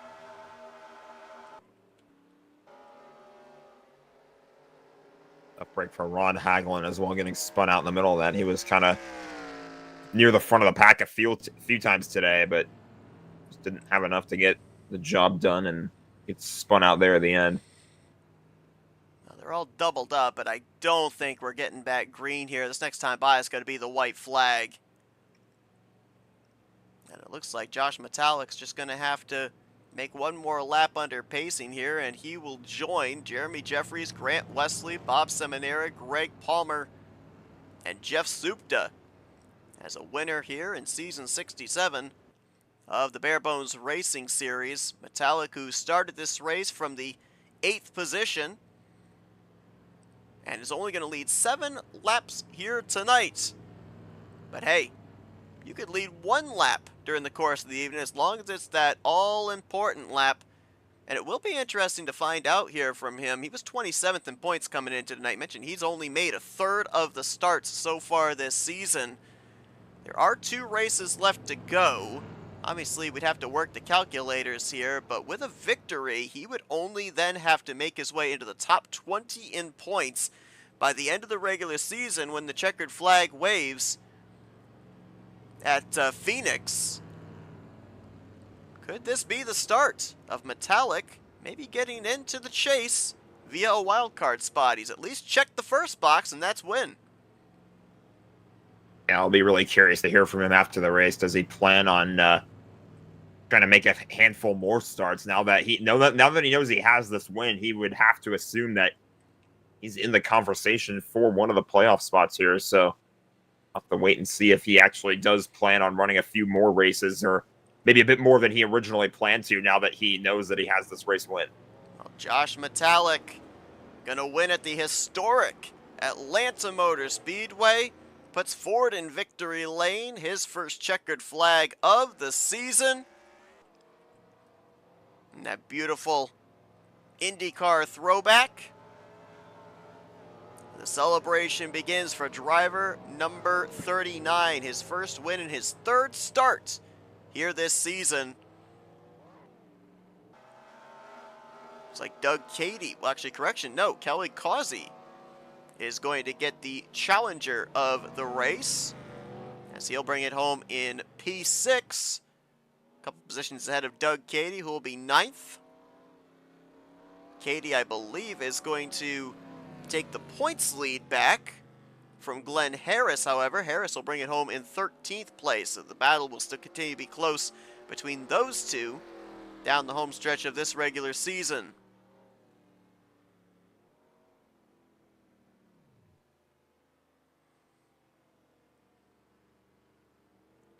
Well, this track definitely appeared to wear out the tires during the course of those long green flag runs.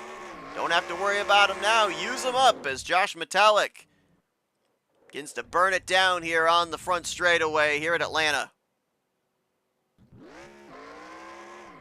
That's the one problem, though, with the tracks that have that wall separating the track from pit roads. If you mess up the burnout just enough, then you have to do it all over again. There's not enough space. Yeah, I'm sure he would have loved to have done one of those burnouts where you have the nose planted right up against that wall, but at least he does get to do a burnout. We're going to be talking with Josh as well as the other podium finishers, Grant and Brian, here in just a moment. We're also going to show you your finishing results from tonight's race. Looks like 18 drivers were able to make it to the checkered flag here tonight, as here's a look at those finisher results. Jim Glaude, good comeback run for him. Top 5 performance in 4th. Dante Ricky will bring it home in 5th. Kelly Causey, as mentioned, going to get the challenger of the race in 6th. Denny Carroll, great run in 7th. Jeremy Jeffries, those 2 tires hung on to net him 8th. Doug Cady will bring it home 9th. And Terry Bombard, the 10 car, in the 10th position. Sean Prime, he drifted back after that EOL at the last restart. He'll finish 13th. Brian Lovell was 14th. Glenn Harris brings it home in 13th place. Then it was Bobby Farrell in 14th. Cy Jones 15th. Dave Robbins, Dave Melson, and Bob LaChance completed the rest of the drivers running. Ron Hagelin will finish first car out of the race in 19th, with Richard Martin behind him in 20th. Billy Elliser, John Godfrey, Ken Roberts, Ulysses Sandoval, Jeff Supta, Jeff Crivello, Greg Palmer, Andre Charest, and Rodney Sullins all failed to reach the conclusion, some due to crash damage, some due to mechanical problems. Big one there is going to be Jeff Supta, finishing in 25th place. He was 3rd in points, 9 points out of the points lead coming into tonight. I don't know if he'll necessarily lose any spots in the standings, but he will certainly lose ground to both Wesley and Jeffries with 2 races remaining. Those 2 races going to be Circuit of the Americas next week, and in 2 weeks' time, the regular season finale at Phoenix. Well, that's going to take us now into our FRN post-race wind-down. It's time to dial up the drivers that took to this historic racetrack here tonight. Let's dial up first of our podium finishers, the driver that brought it home in 3rd place. Let's get a hold of Brian Schilling. User was moved to Hey, your Brian, channel. it's the guys up here in the FRN booth. You got a copy? Yep. Tell you what, this racetrack, we weren't exactly 100% sure what to expect of it. We knew that obviously, though, the history of this racetrack is it is abrasive on the tires. And several drivers during the course of the evening playing out different strategies. You yourself played some strategy there. We saw you elect to stay out during one of those yellows. Didn't quite pan out. You started drifting through the field. Maybe got bailed out by a caution. But talk to me, especially around the second half of this race. What was the mentality that went into those strategy calls? Was it just the fact that track position was a premium? Yeah, that one, I took 2 tires just to try to jump ahead, just to try to gain some track position, which was the wrong move because it was terrible on 2 tires. Yeah, I did luck out and get a yellow there, and I was able to hit the reset button, thankfully, and get back to running it easy for the first 15, 20 laps, and then, trying to move up through after that. We saw, at least in the early portion of this race, it almost looked like you guys were, I guess for lack of a better term, gridlocked. It almost looked like a super speedway race where both the top and the bottom seemed to work. If you had drafting help. Then we got towards the second half of this race, and it seemed like there were less and less drivers wanting to migrate up out of that dark gray and run that second or third groove. what was it that kind of changed the tempo of this race and where drivers were willing to run? Was it those tires, or was it more so drivers maybe being a little bit more defensive to preserve the spots rather than going on the offensive? Yeah, I think it was a little bit of both. I mean, when I was up on that high side, I noticed I was chewing through the right side tires pretty heavily. So I think a lot of guys were starting to just conserve a little bit more, just try to get laps in. But it was definitely tough to pass on fresh tires.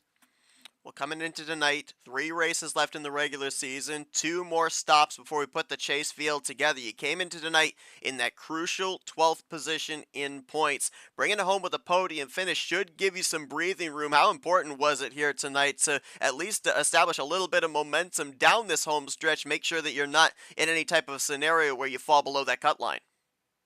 Oh, it was definitely nice. Honestly, I missed the last 3 races. Had some, outside, real life stuff going on. So I was shocked to see I was 12th in points. So, I knew having a good finish would help. If I can sneak in the chase, great. If not, it won't bother me too much because I knew I haven't been here, for almost a month. So. Well, a great run for you here tonight. We normally see you do this on Monday nights where you normally start at the rear of the field, and it's fun to watch the progression as you make your way up, whether it's through speed or whether it's through strategy or maybe a combination of both. Make your way up there towards the front when the pay window opens. You bring it home solidly in 3rd place here tonight, Brian. Great run for you overall. Congratulations. And before we let you go, floor is yours for thank you sponsors and shoutouts. Yeah. Yes. Thank you, Rodney. Sullins for the paint. Sean Prime, Jeremy for all the work you do for the series. You guys for the broadcast.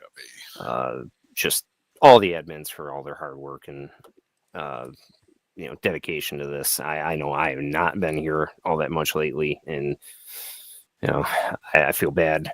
But I mean, these guys just put in so much work and do such a dang good job keeping this place running. So, and thanks for all the drivers coming out. So, but otherwise, yeah, thank you. Well, great run for you here tonight, Brian. Once again, congratulations. Hopefully, we see you in the field next week. We know that you're really good at those road courses. Got Coda on the horizon here, so best of luck there in these final 2 races of the regular season as you look to lock up a spot in the playoffs. Thank you. Let's see if we can now get a hold of the driver that brought it home. 2nd place here tonight. So close to getting that 2nd win of the season. Let's dial up Grant Wesley. User was moved to your Hey, Grant's the channel. guys up here in the FRM booth. Got a copy? Yes, sir. I got you. Man, I'll tell you what. Jack said it. Top 3 all night long. 76 laps out in front. Nearly picking up that victory here tonight. Talk me through the closing stages of this one. What little more did you need to, first off, keep the lead and then maybe try and get it back there from Josh? Because you had that clean air almost all night long. Oh, gosh. Yeah. I think it was like around lap 86. I was able to regain the lead there. I was really good on long runs. I really wanted to see a long green flag run there at the end. We got that caution with 10 to go. And that's a nail biter because it can go either way. If everybody takes 2 and you do 4, you'll never get back to the front. I knew I had that number 1 pit stall, and I was first. I knew I'd be the first one down pit lane, so I opted for 4 tires. I figured I could afford to give up a few spots. On that restart, Jeremy Jeffries was the only one to take 2 tires, and I thought I was in a good spot. I really did.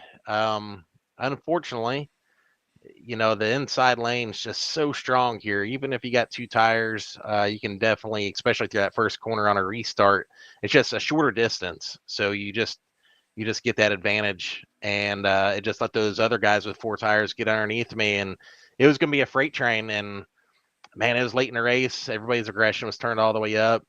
Luckily, I found a hole. I got in behind Schilling, and I was able to fight back, get around him. And then the caution fell. Man, I hated to see that. I wanted to see this thing go green. Even if it went green, though, Josh was fast on fresh tires. I think he was having trouble saving late and run.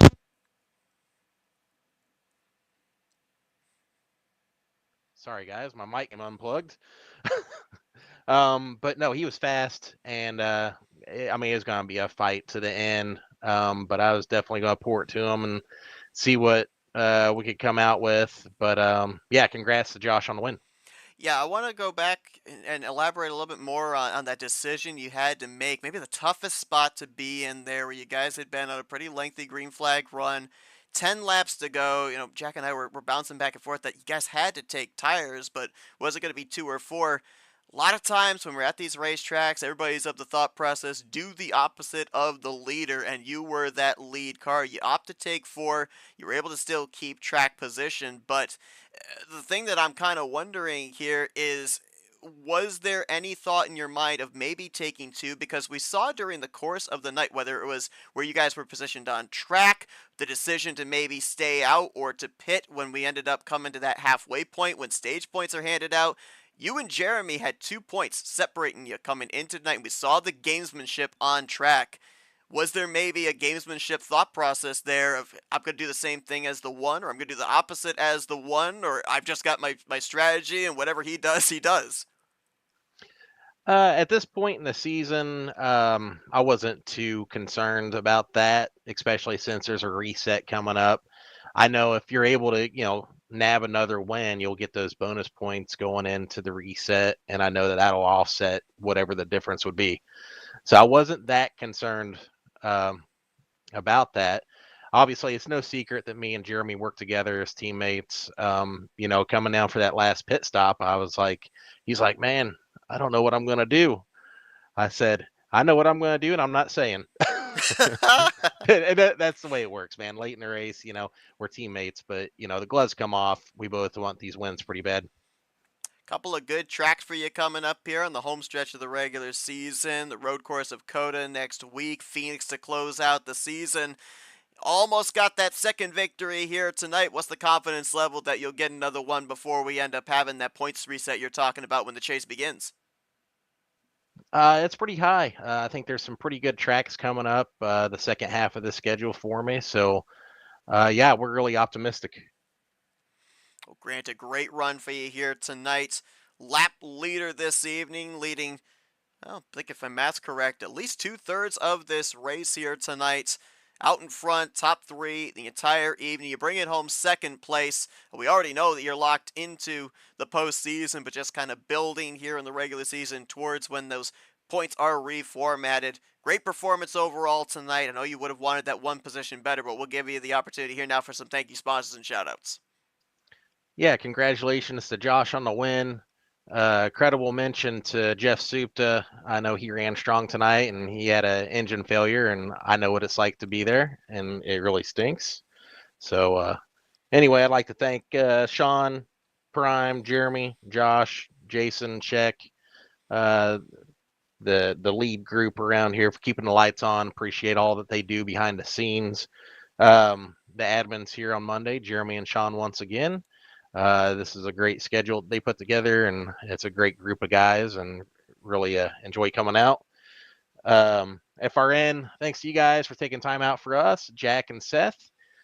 I believe you guys are going to come out tomorrow night. We got an iRacing event. I'm really excited about that as one of the lead admins, and happy to have you guys around for the iRacing stuff.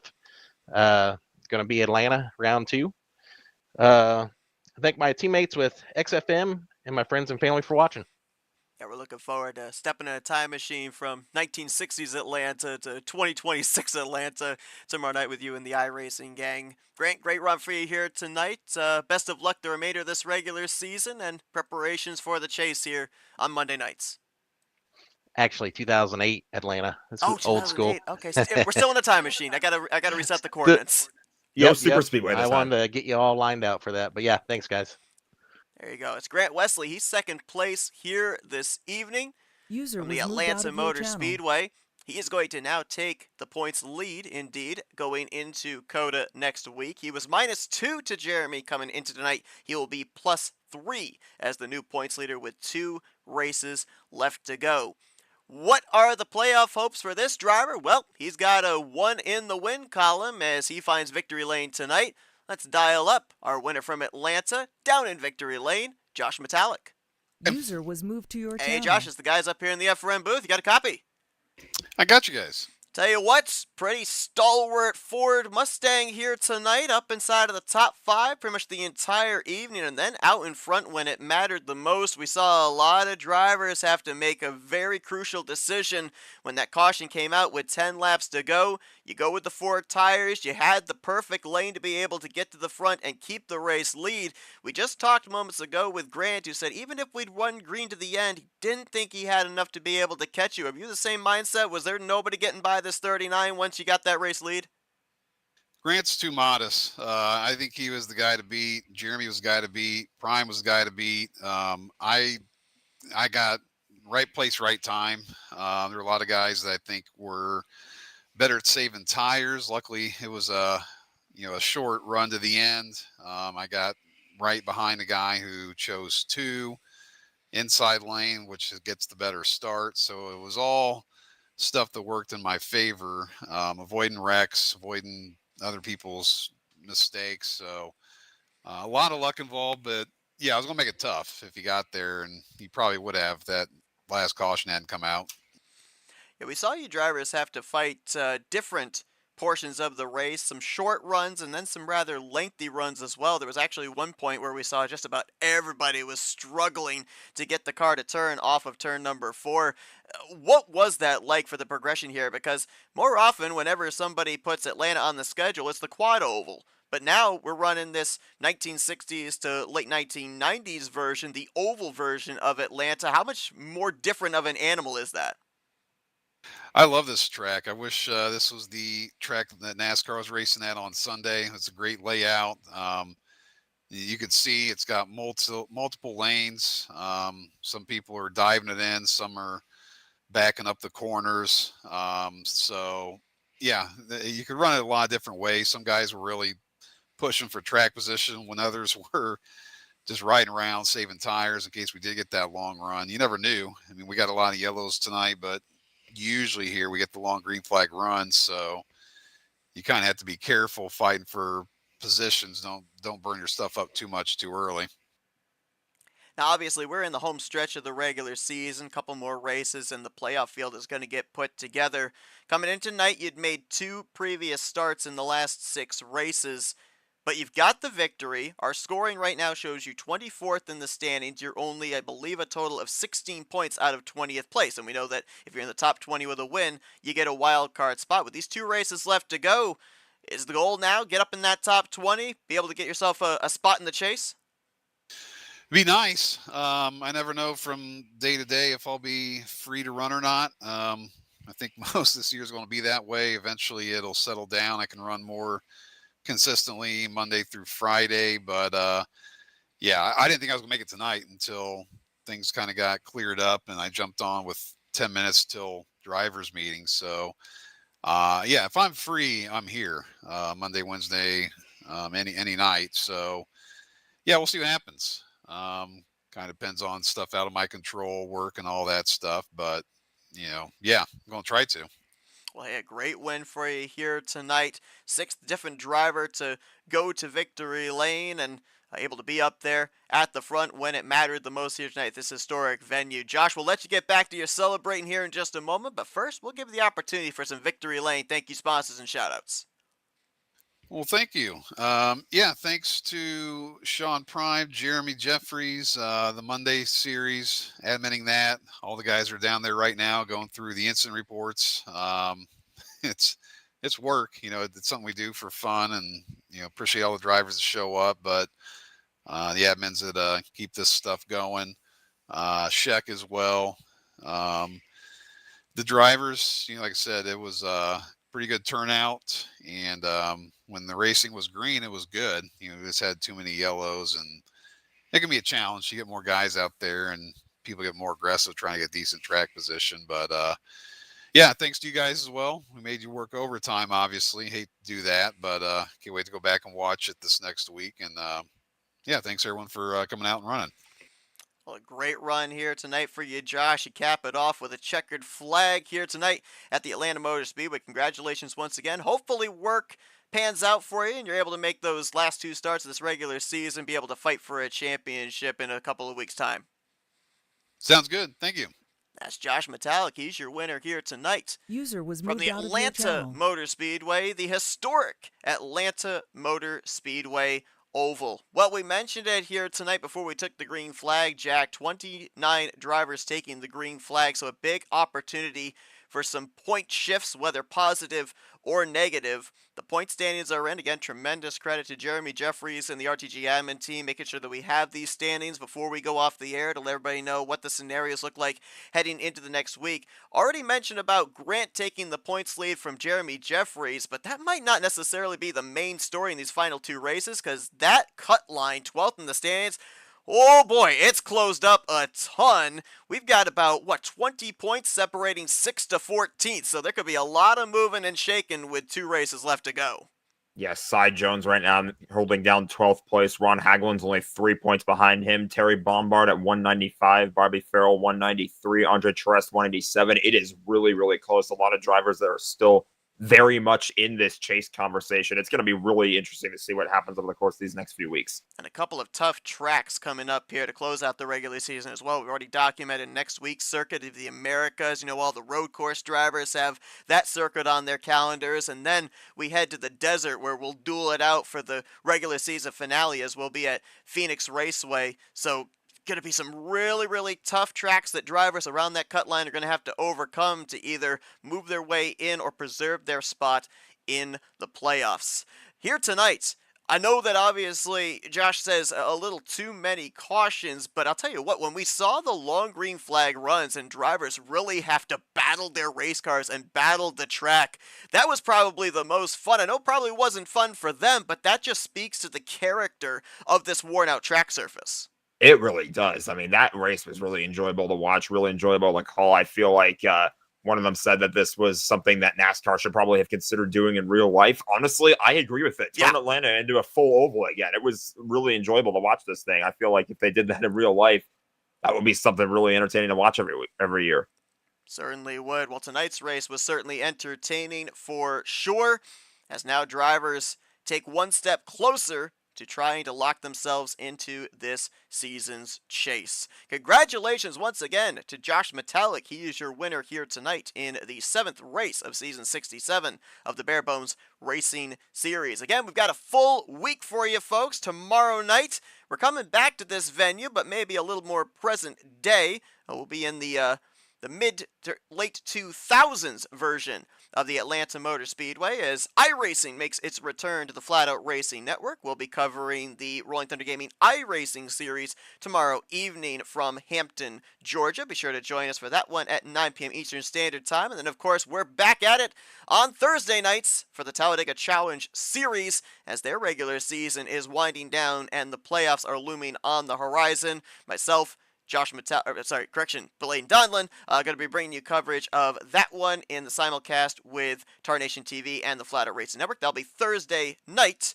at 9 p.m. Eastern Standard Time. Once again, Jack, appreciate you joining the booth for this win here tonight. We'll be coming back to this venue, but a slightly different era tomorrow night for iRacing. Looking forward to that.